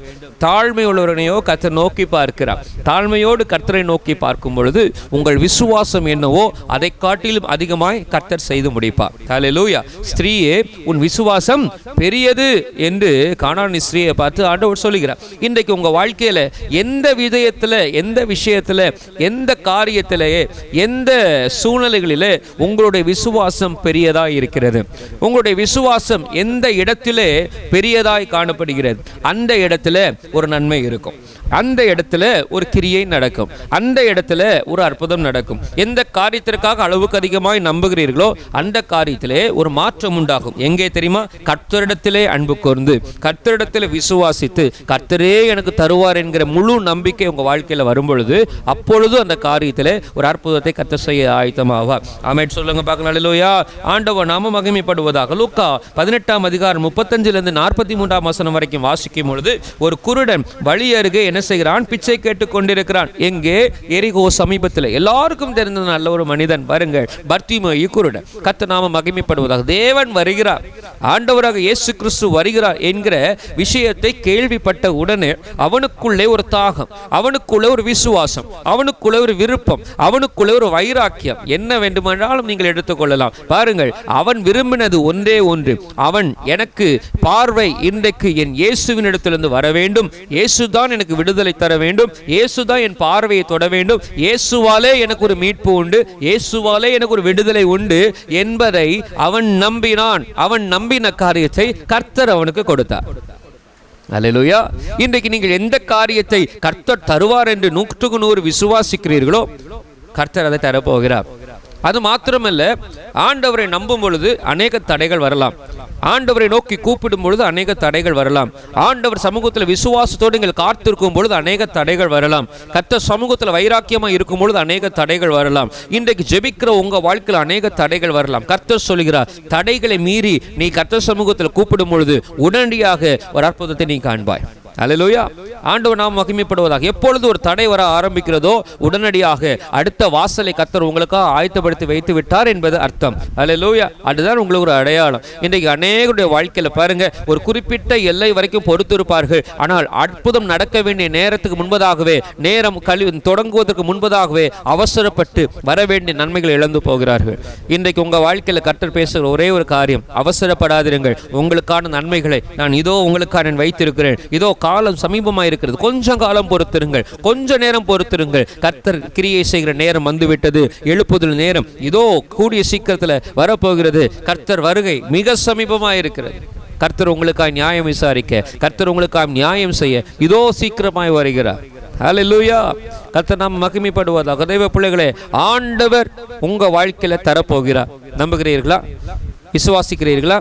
கட்டாயம். இன்றைக்கு அநேகர் அவருடைய வார்த்தையை விசுவாசிக்கிறார்கள், அவருடைய வார்த்தையை நம்புகிறார்கள். கரெக்டு தான். ஆராதனை நேரத்தில் நான் விசுவாசிக்கிறேன், ஜெப நேரத்தில் நான் விசுவாசிக்கிறேன் அறிக்கை எடுக்கிறோம். ஆனால் ஆராதனை முடிந்து அல்லது ஜெபம் முடிந்து கிட்டத்தட்ட ஒரு 10-15 நிமிடம் கழிவதற்கு முன்பதாகவே நம்முடைய விசுவாசம் தடுமாற்றம் ஆகிவிடுகிறது. நம்முடைய விசுவாசம் இல்லாமல் மறைந்து போய்விடுகிறது. இன்றைக்கு அப்படிப்பட்ட விசுவாசம் இல்லாமல் பரிபூர்ண விசுவாசம் உங்கள் வாழ்க்கையில் இருக்கும் என்று சொன்னால், என்றைக்கும் ஒரே போல உங்களுடைய விசுவாசம் இருக்கும் என்று சொன்னால், உயர்வானாலும் தாழ்வானாலும் ஒரே சூழ்நிலைகளில் உங்களுடைய விசுவாசம் இருக்கும் என்று சொன்னால், கர்த்தருடைய மகிமை உங்கள் வாழ்க்கையில் வெளிப்படும். அல்லேலூயா. நீங்கள் நம்புகிற காரியம் வரும். இந்த பர்த்திமேயு குருடனை பாருங்கள், தடைகள் வர ஆரம்பிக்கிறது. அவன் கூப்பிடுகிற நேரம் வரைக்கும் எந்த தடையும் அல்ல, அவன் இருக்கிற நேரம் வரைக்கும் எந்த தடையும் இல்லை, அவன் பிச்சை கேட்டுக் கொண்டிருந்த நேரம் வரைக்கும் எந்த தடையும் இல்லை. யாரும் அவனை பார்க்கவில்லை, யாரும் அவனை சிந்திக்க கூடவில்லை, யாரும் அவனை ஒரு மனிதனாக கூட பொருட்படுத்தவில்லை. பாருங்கள், என்றைக்கு அவன் கர்த்தரை நோக்கி கூப்பிட ஆரம்பித்தானோ அந்த நிமிடத்திலிருந்து அநேகர் அவனை அதட்டினார்கள் என்று வேதம் சொல்கிறது. அநேகருடைய கண்கள் அவன் மேல் விழ ஆரம்பித்தது, அநேகருடைய சிந்தை அவன் மேல் விழ ஆரம்பித்தது. உங்க வாழ்க்கையில ஒரு தடை வருகிறதா? உங்கள் வாழ்க்கையில் ஒரு புறக்கணிப்பு வருகிறதா? உங்க வாழ்க்கையில சில நபர்கள் எதிர்த்து வருகிறார்களா? கர்த்தர் சொல்கிறார், உங்களுக்கான அற்புதம் இதோ சீக்கிரத்தில் வரப்போகிறது என்ற அர்த்தம். அல்லேலூயா. தேவன் உங்களை நோக்கி வருகிறார், தேவன் உங்களை நோக்கி பார்க்கிறார். இதோ சீக்கிரத்தில் ஒரு அற்புதத்தை நீங்கள் பெற்றுக்கொள்கிறீர்கள், பெற்றுக்கொள்ள போகிறீர்கள். இதோ அற்புதம் காத்திருக்கிறது. ஹல்லேலூயா. இந்த நிகழ்ச்சியை பார்த்து கொண்டிருக்கிற தேவ பிள்ளைகளே, ஏதோ ஒரு காரியத்தில் தடைகளோடு இருந்து கொண்டிருக்கிறீர்கள். ஏதோ ஒரு காரியத்தில் அநேக நபர்கள் மூலமாக தடைகளை நீங்கள் அனுபவித்துக் கொண்டிருக்கிறீர்கள். கர்த்தர் சொல்கிறார், அந்த தடைகளை மாற்றுவேன். உன் வாழ்க்கையில் இருக்க தடைகளை நான் மாற்றுவேன். உன் இருதயத்தில் இருக்க தடைகளை மாற்றுவேன். உனக்கு வர வேண்டிய நன்மையிலிருந்து வருகிற தடைகளையும் நான் மாற்றி போட போகிறேன். அல்லேலூயா. நன்மைக்கு விரோதமாக இருக்கிற, ஆசீர்வாதத்துக்கு விரோதமாக இருக்கிற, ஆரோக்கியத்திற்கு விரோதமாக இருக்கிற, விடுதலைக்கு விரோதமாக இருக்கிற எல்லா தடைகளும் இன்றைக்கு மாற்றப்படும் என்று ஆவியானவர் சொல்லுகிறார். ஹல்லேலூயா. தேவ பிள்ளைகளே, இன்றைக்கு அந்த பர்த்திமேயு குருடன் வாழ்க்கையில் நடந்த அற்புதம் உங்கள் வாழ்க்கையில் நடக்க போகுது. சில நேரங்களில் நன்மைகளை பெற்றுக்கொள்ள முடியாதபடி, அதாவது நன்மைகளை பார்க்கக்கூடாதபடி உங்கள் கண்கள் குருடாக இருக்கலாம். சில நேரங்களில் சில ஆசீர்வாதங்கள் இருக்கிறது, அதை அனுபவிக்க முடியாதபடி கண்கள் குருடாக இருக்கலாம், கண்கள் தெரியாதது போல இருக்கலாம். இன்றைக்கு கர்த்தர் சொல்கிறார், உன் கண்களை நான் திறக்க போகிறேன், உன் கண்களை நான் திறக்க போகிறேன். உன்னுடைய அற்புதங்களை நீ பார்க்க போகிறாய். எங்கே உன்னுடைய ஆசீர்வாதம் இருக்குது என்பதை பார்க்க போகிறார். எங்கே உன்னுடைய கிருபையை இழந்தாய் என்று பார்க்க போகிறார். எங்கே உன்னுடைய நீருற்று இருக்கிறது என்பதை பார்க்க போகிறார். வழிவாசல்களை உன் கண்கள் பார்க்க போகிறது. இதுவரைக்கும் எந்த நன்மையும் பார்க்காத உன் கண்கள், இதுவரைக்கும் எந்த ஒரு அற்புதத்தை பார்க்காத உன் கண்கள், இதுவரைக்கும் எந்த பிரகாசத்தையும் பார்க்காத உன் கண்கள், இதோ சீக்கிரத்தில் ஒரு வெளிச்சத்தை உன் கண்கள் பார்க்க போகிறது. இந்த நிமிடத்திலே கர்த்தர் சொல்கிறார், நீ நம்புகிற காரியத்தை நீ பெற்றுக்கொள்ள போகிறாய் மாத்திரமல்ல, நீ சுதந்திரிக்க போகிறாய் மாத்திரமல்ல, உன் கண்கள் பார்க்க போகிறது. அந்நிய கண்கள் அல்ல, உன் சொந்த கண்கள் காணும். ஹல்லேலூயா. ஹல்லேலூயா. தேவ பிள்ளைகளே, ஆண்டவர் சமூகத்தில் வைராக்கியத்தோடு இருங்கள். கர்த்தர் தருவார் என்கிற நம்பிக்கை உங்க வாழ்க்கையில் இருக்கட்டும். கர்த்தர் நாம மகிமைப்படுவதாக. ஹல்லேலூயா. சொல்லுங்க பார்க்கலாம். தேவ பிள்ளைகளே, ஆண்டவர் தருவார். கர்த்தர் தருகிற தேவன். அவர் ஒருபோது என்ன செய்ய மாட்டார்? தராமல் இருக்க மாட்டார். சொன்னதை செய்யாமல் இருக்க மாட்டார். விசுவாசிக்கணும். முதலாவது விசுவாசம் வேணும். இயேசு வருகிறார் சொன்ன உடனே இன்றைக்கு அநேகர் என்னதெல்லாமோ நினைச்சிருக்கலாம், என்னதெல்லாமோ ஏதோ வருகிறார் போகிறார், பிரசங்கம் பண்ணுவார், யாருக்கோ ஒரு அற்புதம் செய்வார், யாருக்கோ ஒரு அதிசயம் செய்வார், எங்கேயோ ஒரு நன்மை நடக்கும், அதை நம்ம பார்த்துட்டு போகலாம். அல்லேலூயா. இன்றைக்கு நாம் வேடிக்கை பார்க்கிறவர்களா இருக்கிறோமே தவிர, மற்றவர்களிடத்தில் அற்புதங்களை பார்க்கிறோமே தவிர, நம்முடைய வாழ்க்கையில் அற்புதம் இல்லை. இன்றைக்கு இந்த பர்த்திமேயு குருடன் அவன் வேடிக்கை பார்க்கவோ அல்லது கேள்விப்படவோ அல்லது ஏதோ ஒரு காரியம் நடக்க போகுது என்பதை ஒரு தகவலை அல்லது ஒரு நியூஸை கேட்டுட்டு போகலாங்கிறதுக்காக அவன் உட்கார்றவில்லை. அவன் வாழ்க்கையில அவன் விரும்பினது என்ன? எனக்கு நன்மை நடக்க வேண்டும். அல்லேலூயா. இயேசு வந்தால் எனக்கு அற்புதம் நடக்கும். இயேசு வந்தால் எனக்கு பார்வை கிடைக்கும். இயேசு வந்தால் எனக்கு விடுதலை கிடைக்கும். அல்லேலூயா. இன்றைக்கு ஆராதனைக்கு வருகிற உங்களை பார்த்து கர்த்தர் சொல்கிறார், உங்களுக்கு என்ன வேண்டும் என்று விரும்பினீர்கள்? இதுவரைக்கும் எனக்கு வேண்டும் என்று ஜெபிக்கிறீர்களே தவிர விரும்புகிறீர்களா? ஜெபம் வேற, விருப்பம் வேற. ஜெபிக்கிறோம், ஏனோதாலும் ஜெபிக்கிறோம், கடமைக்காக ஜெபிக்கிறோம், ஞாயிற்றுக்கிழமை ஜெபிக்கிறோம். அல்லேலூயா. ஆனால் விருப்பத்தோடு ஜெபிக்கிற ஜெபம் என்பது குறைவு. விருப்பம் என்று சொன்னால் எப்படி? விருப்பத்தோடு கூடிய ஜெபம் எப்படி இருக்கும் தெரியுமா? 10 மணிக்கு ஆராதனைனா 9:30 மணிக்கே வந்து ஜெபிக்கிறது. ஹல்லேலூயா. 10 நிமிஷம் ஜெபிக்கணும் இருதயம் பேசிச்சுன்னா அரை மணிக்கு மேல ஜெபிக்கிறது. அதான் விருப்பம். ஒரு நாளைக்கு 3 முறை ஜெபிக்கிறீங்கன்னா விருப்பம்னு வந்துட்டுனா 5-6 முறை ஜெபிச்சிருவோம் இல்லையா? அதுதான் விருப்பம். இன்னைக்கு நமக்கு பிடிச்ச ஆகாரம் பிரியாணி இன்னைக்கு வீட்டில் செஞ்சுட்டாங்கன்னா வழக்கம் போல் ஒரு பிளேட்னா கூட எக்ஸ்ட்ரா என்ன செய்வோம்? இன்னும் ஒரு பிளேட் கூட என்ன செய்வோம்? சாப்பிடுவோம். ஏன்னா நமக்கு பிடிச்ச ஆகாரம் நாட் ஓன்லி பிரியாணி, எதுவாக இருக்கலாம் இல்லையா? ஒரு ஐஸ்கிரீம், ஒரு சாக்லேட் அல்லது ஒரு ஸ்வீட் அல்லது நமக்கு பிடிச்ச ஏதாவது ஒரு டிஷ்ஷஸ் இல்லையா? எதுவாக இருந்தாலும் நம்ம ஒரு எக்ஸ்ட்ரா நம்ம என்ன செய்ய சாப்பிட்றோம். அது விருப்பத்தை குறிக்கிறது, விருப்பத்தை காண்பிக்கிறது. ஆண்டவர் நாம மகிமைப்பட விரும்புகிற நபர்கள் நமக்கு முன்பதாக இருந்துட்டாங்கன்னா நம்ம பேசுறதுக்கு நேரமே என்ன செய்யாது, பத்தாது. ஆமா, நேரம் போறதே தெரியாது. பாருங்க, இன்றைக்கு விருப்பம் என்பது எப்படி இருக்கிறது என்பது நமக்கு ரொம்ப தெரியும், அதிகமாக தெரியும். இன்றைக்கு ஆண்டவர் சொல்கிறார், நீ என்னிடத்தில் விரும்பி ஜெபிக்கிறாயா? விருப்பத்தோடு அமர்ந்திருக்கிறாயா? விருப்பத்தோடு என் சமூகத்தில் காத்திருக்கிறாயா? விருப்பத்தோடு ஆராதனைக்கு வருகிறாயா? விருப்பத்தோடு வார்த்தையை கேட்கிறாயா? விருப்பம் என்பது எப்படிப்பட்டது, கடமை என்பது எப்படிப்பட்டது என்பதை நீங்கள் இன்றைக்கு வித்தியாசத்தை கண்டு கொண்டிருப்பீர்கள். இன்றைக்கு ஆண்டவர் சொல்கிறார், விருப்பத்தோடு. விருப்பம் எதை உருவாக்குகிறது தெரியுமா? விசுவாசத்தை உருவாக்குகிறது. தேவ பிள்ளைகளே, விரும்புகிற இடத்துல நம்ம எவ்வளவு நேரம்னாலும் இருப்போம். ஏன் இருக்கிறோன்னா, விருப்பம் பிடிக்கும், அங்கே எனக்கு சந்தோஷம் இருக்கும், அங்கே எனக்கு மனசு ரிலாக்ஸ்டாக இருக்கும், சமாதானம் இருக்கும். அதே போலதான் ஆவியானவரோட பக்கத்தில் இருந்தா சமாதானம் இருக்கும், சந்தோஷம் இருக்கும், ஆண்டவர் ரொம்ப பிடிக்கும், அவர் கூடவே நான் இருப்பேன். பார்த்தீங்களா? இதுதாங்க விருப்பம். இதுதாங்க விருப்பம். இந்த விருப்பம் எதை உருவாக்குது? விசுவாசத்தை உருவாக்குது. நம்ம இங்கே இருக்கிறதுனால எனக்கு ஏதாவது ஒரு நன்மை நடக்கும், இருக்கிறதுனால எனக்கு ஒரு சந்தோஷம் கிடைக்கும், இருக்கிறதுனால எனக்கு ஒரு மகிழ்ச்சி உண்டாகும், இருக்கிறதுனால ஒரு ஆறுதல் எனக்கு கிடைக்கும். கர்த்தர் நாமம் மகிமைப்படுவது. பிள்ளைகளே, விசுவாசம் நம்ம வாழ்க்கையில வேணும். விசுவாசம் இல்லாமல் எதையும் செய்ய முடியாது. அல்லேலூயா. விசுவாசிக்கிறவனுக்கு எல்லாம் கூடும். தேவ பிள்ளைகளே, நீங்கள் விசுவாசத்தில் குறைவுள்ளவர்களாக இருக்கிறீங்களா? வாயின் வார்த்தைகளை மாத்திரம்தான் விசுவாசம், செயல்முறைகளில் விசுவாசம் இல்லை. இரவு வேளையில தூங்கிவிட்டு காலையில எழும்பிடலாம் அப்படின்னு சொல்லி தூங்குறோம்ல, அதில் உள்ள விசுவாசம் மற்ற காரியங்களில் இருக்கிறதா? இன்றைக்கு தேவ பிள்ளைகளே, உங்க வாழ்க்கையில் இருக்கிற குறைவுகளை பார்த்து கவலைப்பட வேண்டாம். உங்கள் வாழ்க்கையில் இருக்கிற கடன் பிரச்சனைகளை பார்த்து கவலைப்பட வேண்டாம். உங்கள் வாழ்க்கையில் இருக்கிற வெறுமையை குறித்து கவலைப்பட வேண்டாம். தேவன் உங்கள் சூழ்நிலைகளை மாற்றுவார் என்பது விசுவாசியுங்கள். உங்கள் குறைவுகளை நிறைவாய் மாற்றுவார் என்பது விசுவாசியுங்கள். அல்லேலூயா. சாரிபாத் விதவையினுடைய வீட்டில் ஆண்டவர் மிகப்பெரிய அற்புதத்தை செய்தாரே, ஆண்டவர் நிறைவை உண்டாக்கினாரே, இன்றைக்கு உங்கள் வாழ்க்கையில் நிறைவை உண்டாக்குவார். 5 அப்பத்தை 2 மீனை கர்த்தர் 5000 பேருக்கு மேலாக போஷித்தாரே, 12 கூடை மீதம் எடுக்க கர்த்தர் கிருபை செய்தாரே.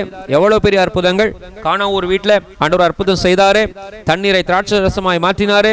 எத்தனை பெரிய அற்புதம்! செங்கடலை பிளந்தாரே, எவ்வளவு பெரிய அதிசயம், எவ்வளவு பெரிய அற்புதம்! யோர்தானை பிளந்தாரே, எவ்வளவு பெரிய அற்புதம், அதிசயம்! ஆண்டவர் பெரிய காரியங்களை செய்கிற தேவன், பெரிய அதிசயங்களை செய்கிற தேவன். இன்றைக்கு உங்க வாழ்க்கையில பெரிய அதிசயங்களை செய்வார் என்பது விசுவாசியுங்கள். பாருங்கள், இவன் விசுவாசித்தான், என் கண்கள் திறக்கப்பட்டது, கண்கள் திறக்கப்பட்டது. அதட்டின பொழுதும் மிரட்டின பொழுதும் கூட அவன் வைராக்கியத்தை விட்டு விலகவில்லை. அல்லேலூயா. ஆமா, என்ன அடிச்சு போட்டாலும், என்ன துரத்தினாலும் தெய்வத்தை நோக்கி பார்ப்பதை நான் என்ன செய்ய மாட்டேன், விடவே மாட்டேன். தாவீதின் குமாரனே, எனக்கு இறங்கும் என்று சத்தமிட்டு கூப்பிட்டான். போட்டி வர வர, தடை வர வர வர, மிரட்டல் வர வர வர, சவால் வர வர வர வர, இன்னும் அதிகமாய் கர்த்தரை நோக்கி கூப்பிட்டான். இன்றைக்கு உங்க வாழ்க்கையில இன்னும் அதிகமாய் கர்த்தரை நோக்கி கூப்பிடுகிற விசுவாசம் உண்டோ? ஆண்டவர் சொல்லுகிறார், அந்த விசுவாசம் இருக்கும் என்று சொன்னால் நான் உனக்கு நன்மை செய்வேன், நீ நம்புகிற காரியம் உனக்கு வந்து சேரும். அல்லேலூயா. சொல்லுங்க பார்க்கலாம். இரண்டாவது, ரோமர் 10ஆம் அதிகாரம் 13ஆம் வசனத்தை வாசிக்கும் பொழுது, கர்த்தருடைய நாமத்தை தொழுது கொள்கிறவர்களுக்கு அவன் நம்புகிறது அவரால் வரும். அல்லேலூயா. கர்த்தர் நாமம் மகிமைப்படுவதாக. பாருங்க, ரோமர் 10:12 வாசிக்கும் பொழுது, யூதன் என்றும் கிரேக்கன் என்றும் வித்தியாசமே இல்லை, எல்லாருக்கும் தம்மை தொழுது கொள்கிற யாவருக்கும் அவர் ஐஸ்வர்ய சம்பனராய் இருக்கிறார். கர்த்தரை தம் தெய்வமாக கொண்டிருக்கிற ஜனங்கள் பாக்கியவான்கள். எல்லாருக்கும் அவர் ஐஸ்வர்ய சம்பனராய் இருக்கிறார். கர்த்தரை தொழுது கொள்கிறவர்களுக்கு. அல்லேலூயா. கர்த்தரை தொழுது கொண்டு பாருங்க, ஆண்டவர் பலத்த காரியத்தை உங்க வாழ்க்கையில் செய்வார். தொழுது கொள்கிறவர்களுக்கு அவர்கள் விரும்புகிறதை கர்த்தர் கொடுக்கிறார்.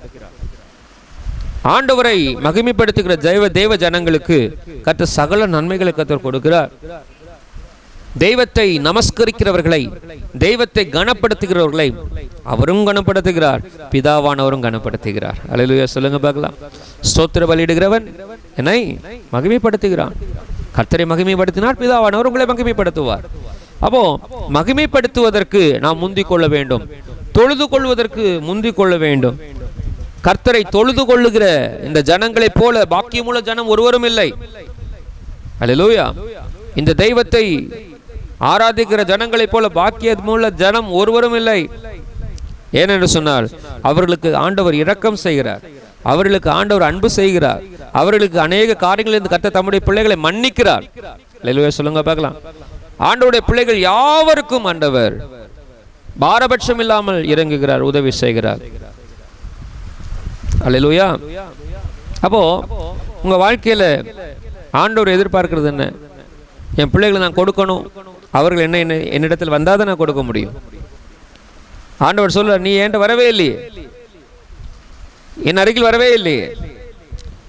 ஆண்டவர் ஆண்டவர் என்று சொல்லி தூரத்திலே நிற்கிறாயே, என் அருகில் ஏன் வரவில்லை, என்னிடத்தில் ஏன் கேட்கவில்லை? எல்லாரும் கேட்பா, நாங்கள் கேட்காம என்னங்க, வாழ்க்கை ஃபுல்லாக கேட்டுட்டு தான் இருக்கோம். காலையில் எழும்புனது நைட் வரைக்கும் கேட்டுட்டு தான் இருக்கோம். கேட்குறோம், தொழுது கொள்கிறோமா? கர்த்தருக்கு கொடுக்க வேண்டிய கனத்தை கொடுக்கிறோமா? கர்த்தருக்கு கொடுக்க வேண்டிய மகிமையை கொடுக்கிறோமா? கர்த்தருக்கு கொடுக்க வேண்டிய முக்கியத்துவத்தை கொடுக்கிறோமா? கர்த்தருக்கு கொடுக்க வேண்டிய நேரத்தை கொடுக்கிறோமா? சிந்தித்து பாருங்கள். நாம் செய்ய மாட்டோம், ஆனால் கர்த்தர் செய்யணும். அதுதான் நம்ம விரும்புகிறோம். ஆண்டவர் விரும்புகிறது என்ன? ஆதாமே, நீ எங்கே இருக்கிறாய்? இன்னைக்கு நாம் எங்கே இருக்கிறோம்? ஜெபிக்கிற ஜனங்கள் எங்கே இருக்கிறார்கள்? காத்திருக்க வேண்டிய இடங்களில் நாம் காத்திருக்க கூடாத இடத்துல போய் காத்திருக்கிறோம். ஆண்டவர் வந்து கேட்காம மனுஷன் போய் கேட்டுட்டு இருக்கிறோம். ஆண்டவர் எதிர்பார்க்காம மனுஷன் எதிர்பார்த்துட்டு இருக்கிறோம். அல்லேலூயா. ஆண்டவர் சமூகத்தில் நன்மை பெற்றுக்கொள்ள வேண்டிய நாம் மனுஷன்றதுக்கு கிடைக்கலன்னு சொல்லி மனுஷனை குறை சொல்லிட்டு இருக்கிறோம். மனுஷனை குறித்து கம்ப்ளைண்ட் பண்ணிட்டு இருக்கிறோம். அல்லேலூயா. தேவன் தருவேன் என்று சொன்னா தருவார். தேவன் அனுமதிக்கலன்னா அனுமதி இல்லதான். மனுஷன் எத்தனை மனுஷன் போய் கேட்டாலும் அவன் தரமாட்டான் தான். அது தேவனுடைய சித்தம், தேவனுடைய திட்டம். அல்லேலூயா. சில காரியங்கள் வராமல் இருக்குதுன்னா அதை குறித்து கவலைப்படக்கூடாது. சில காரியங்கள் ஆண்டவர் சொல்லியும் சில காரியங்கள் வராமல் இருக்குதா, கவலைப்படக்கூடாது, வருத்தப்படக்கூடாது. ஏன்னா நம்ம இடத்துல தான் குறை இருக்கு. ஆண்டவர் நமக்கு நன்மை செய்வேன் என்று வாக்குத்தத்தம் பண்ணியிருக்கு. நாம் சில பொறுத்துணைகளை கர்த்தர் சமூகத்தில் பண்ணியிருக்கு. இங்க ரெண்டு இடத்துல ஏதாவது ஆண்டவர் சைடில் என்னைக்குமே குறை இருக்காது. ஆண்டவர் என்னைக்குமே உண்மை உள்ளவர், அவர் நேர்த்தி உள்ளவர், அவர் நேர்த்தியா இருக்கிறவர், அவர் என்றைக்குமே நியாயாதிபதி, நீதி உள்ளவர், அவர் சொன்னதுதான் செய்கிறவர். ஆனா மனுஷன் என்ன செய்கிறான்? அதற்கு தகுதியற்றவனாய் மாறிவிடுகிறான். அல்லேலூயா. சில நன்மைகள் கிடைக்கலன்னா உடனே என்ன செஞ்சிடறோம்? ஜெபிக்க மறந்துடுறோம், ஜெபிக்காமல் இருந்து விடுகிறோம். கர்த்தர் நாமம் மகிமைப்படுவதாக. அல்லேலூயா. வேதம் சொல்கிறது, உனக்கு கொஞ்சம் பலன் இருந்தும் என் நாமத்தை மறுதலியாமல். அல்லேலூயா. ஆமா, கொஞ்சம் பலன். இன்னைக்கு அநேகருடைய வாழ்க்கையில சொல்லக்கூடிய ஒரு வார்த்தை, I am so busy, I am very busy. அல்லேலூயா. கர்த்தருடைய ஜனங்களுடைய வாயிலிருந்து ஒருபோதும் பிஸிங்கிற வார்த்தை வரக்கூடாது. அல்லேலூயா. ஆண்டவருடைய சமூகத்தில் காத்திருக்கிறது நம்முடைய வேலை. மனுஷன் வேலை செய்கிறது வேலை இல்லை. மனுஷன் சில காரியங்களில் நன்மைகளை பெற்றுக்கொள்ள வேண்டும் பிரயாசப்படுகிறது நம்முடைய வேலை அல்ல. அல்லேலூயா. சொல்லுங்க பார்க்கலாம். நான் அங்கே போனேன் பிஸி ஆகிட்டேன், இங்கே போனேன் பிஸி ஆகிட்டேன், அதனால ஜெபிக்க நேரம் இல்லை, சர்ச்சுக்கு வர நேரம் இல்லை. அல்லேலூயா. பைபிள் ரீட் பண்ண நேரம் இல்லை. நேரத்தை உருவாக்கின கர்த்தருக்கு நம்ம நேரத்தை கொடுக்க முடியவில்லை. நம்முடைய ஜீவனை பாதுகாக்கிற தெய்வத்துக்கு நம்ம நேரத்தை கொடுக்க முடியவில்லை. அல்லேலூயா. அல்லேலூயா. ஆண்டவருடைய பிள்ளைகளே, கர்த்தர் பேசுகிற ஒரே ஒரு வார்த்தை, என்னை கனம் பண்ணுகிறவளை நான் கனம் பண்ணுவேன். கர்த்தரை கனம் பண்ணும்படிக்கு முந்திக் கொள்ளுங்கள். ஆவியோடும் உண்மையோடும் கர்த்தரை தொழுது கொள்ளுங்கள். முழு உள்ளத்தோடும் முழு பலத்தோடும் கர்த்தரை தொழுது கொள்ளுங்கள். பரிசுத்த அலங்காரத்துடனே கர்த்தரை தொழுது கொள்ளுங்கள். தொழுது கொள்கிறவர்களுக்கு கர்த்தர் எல்லாவற்றையும் கர்த்தர் கொடுக்கிறார். அதிகாலையில் என்னை தேடுகிறவன் என்னை கண்டடைவான். அதிகாலையில கர்த்தரை தேடுகிறீர்களா? அதிகாலையில கர்த்தரை தொழுது கொள்கிறீர்களா? அந்த நாள் முழுவதும் கர்த்தர் உங்களை ஆசீர்வதிப்பார். தெய்வத்தை பார்க்கிற ஜனங்கள், அதிகாலையில தெய்வத்தை பார்க்கிற ஜனங்கள் அந்த நாள் முழுவதும் இருளை சந்திக்க மாட்டார்கள். அந்த நாள் முழுவதும் குறைவை சந்திக்க மாட்டார்கள். அந்த நாள் முழுவதும் எந்த தீங்கிலும் அவர்கள் மாட்டிக்கொள்ள மாட்டார்கள். இன்றைக்கு கர்த்தர் சொல்கிறார், நீ எந்த காரியத்தை நம்பி கர்த்தர் சமூகத்தில் அதிகாலையில் கேட்கிறாயோ அந்த காரியத்தை தருவேன் என்று கர்த்தர் வாக்குரைக்கிறார். அல்லேலூயா. மூன்றாவது, சங்கீதத்தின் புத்தகம் 37:4 வாசிக்கும் பொழுது, கர்த்தரிடத்தில் மனமகிழ்ச்சியாயிரு, அவர் உன் இருதயத்தின் வேண்டுதல்களை அருள் செய்வார். அல்லேலூயா. சொல்லுங்க பார்க்கலாம். கர்த்தரிடத்தில் மனமகிழ்ச்சியாயிரு, அவர் உன் இருதயத்தின் வேண்டுதல்களை அருள் செய்வார். அல்லேலூயா. அப்போ மூணாவது நம்ம என்ன செய்யணும்? கர்த்தரத்துல மகிழ்ச்சியா இருக்கணும், மனமகிழ்ச்சியா இருக்கணும். அல்லேலூயா. சொல்லுங்க பார்க்கலாம். ஆமா, ஆண்டவர் எதிர்பார்க்கிறது என்ன? மகிழ்ச்சி. ஆண்டவர் எதிர்பார்க்கிறது என்ன? சந்தோஷம். ஆண்டவர் எதிர்பார்க்கிறது என்ன? துக்கமுகமா இருக்கக்கூடாது. அதுதான் தேவன் விரும்புகிறது. அல்லேலூயா. சொல்லுங்க பார்க்கலாம். ஆமா, இன்னைக்கு இந்த உலகத்துல பாருங்க, யாரெல்லாமோ எந்தெந்த காரியங்கள் எல்லாமோ உலகத்தான் என்ன செய்கிறான், மகிழ்ச்சியா இருக்கிற போல இருக்கிறான். ஆனா இருதயத்துல மகிழ்ச்சி இல்லை. ஆனால் தெய்வத்தை அறிந்தவர்கள் மகிழ்ச்சியா இருக்க வேண்டிய நேரத்துல மகிழ்ச்சியா இருப்பதல்ல. கர்த்தர் சொல்கிறார், கர்த்தருக்குள் எப்பொழுதும் சந்தோஷமா இருங்க. வருத்தப்படுகிறனால என்ன செய்ய முடியாது, ஒரு முழம் கூட்டவும் முடியாது, குறைக்கவும் முடியாது. நடக்க வேண்டியது நடக்கும். அல்லேலூயா. நடந்ததெல்லாம் நன்மைக்கு. இன்னைக்கு உங்க வாழ்க்கையில சில நன்மைகளை இழந்து போயிட்டீங்களா, அது நன்மைக்கு. அதை குறிச்சே நீங்க ஃபீல் பண்ணிட்டு இருக்க வேண்டாம், அதை குறிச்சே நீங்க கவலைப்பட்டு இருக்க வேண்டாம். ஏனென்று சொன்னால் இழந்து போனது நன்மைக்கு என்று சொன்னால் இழந்து போனது டபுள் மடங்கு கர்த்தர் தர வல்லமை உள்ளவராக இருக்கிறார். அதுக்காக தான் ஆண்டவர் செஞ்சது. அல்லேலூயா. ஆண்டவரோட அனுமதி இல்லாமல் ஒரு காரியமும் இழந்து போக முடியாதுங்க. ஆண்டவரோட அனுமதி இல்லாமல் ஒரு காரியமும் நீங்க என்ன செய்ய முடியாது. ஆமா, ஒரு காரியம் உங்களுக்கு வந்திருக்காது, நேர்ந்திருக்காது. ஏதோ ஒரு திட்டம் தரிசனம் இருக்கிறது. கட்டாயம் ஒரு அற்புதம் நடக்க போகுது, கட்டாயம் ஒரு மேன்மை உண்டா, கட்டாயம் ஒரு ஆசீர்வாதம் போகிறது. அல்லேலூயா. சில நன்மைகள் வராமல் இருக்கிறது என்று சொன்னால் சில பெரிய ஆசீர்வாதங்கள் வரப்போகிறது. நீங்கள் எதிர்பார்த்த நன்மைகள் வரவில்லை என்று சொன்னால் அதிலிருந்து வரக்கூடிய மிகப்பெரிய தீங்கிலிருந்து நீங்கள் தப்பித்துக் கொண்டீர்கள் என்று அர்த்தம். அல்லேலூயா. பிசாசானவன் வைத்த கண்ணிகளிலிருந்து நீங்கள் தப்பித்துக் கொண்டீர்கள் என்று அர்த்தம். பிசாசானவன் உங்களை வஞ்சிக்கும்படி நினைத்தான், கர்த்தர் உங்களை பாதுகாத்தார் என்று அர்த்தம். இதுதான் அடையாளம். தேவ பிள்ளைகள் வாழ்க்கையில் எந்த இழப்பும் நஷ்டமும் வராது கர்த்தரின் அனுமதி இல்லாமல். அல்லேலூயா.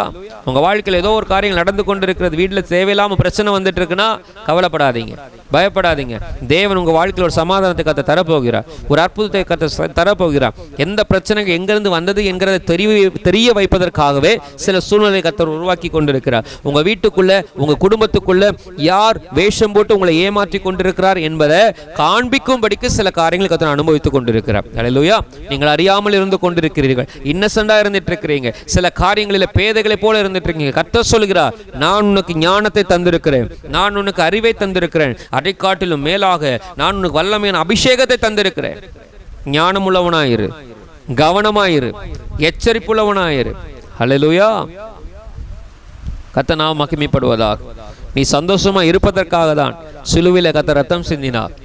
நீ நன்றாய் இருப்பதற்காக தான் உனக்காக ஜீவனை கர்த்தர் கொடுத்தார். இதெல்லாம் எதற்காக?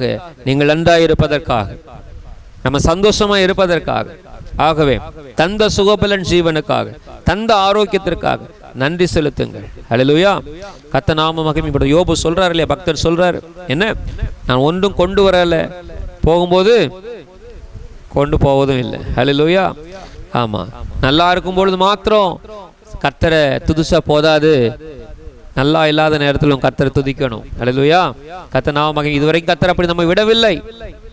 நன்மை பெற்ற நாம் என்ன செய்யணும்? தீமையும் அனுபவிக்கணும். அல்லேலூயா. சொல்லுங்க பார்க்கலாம்.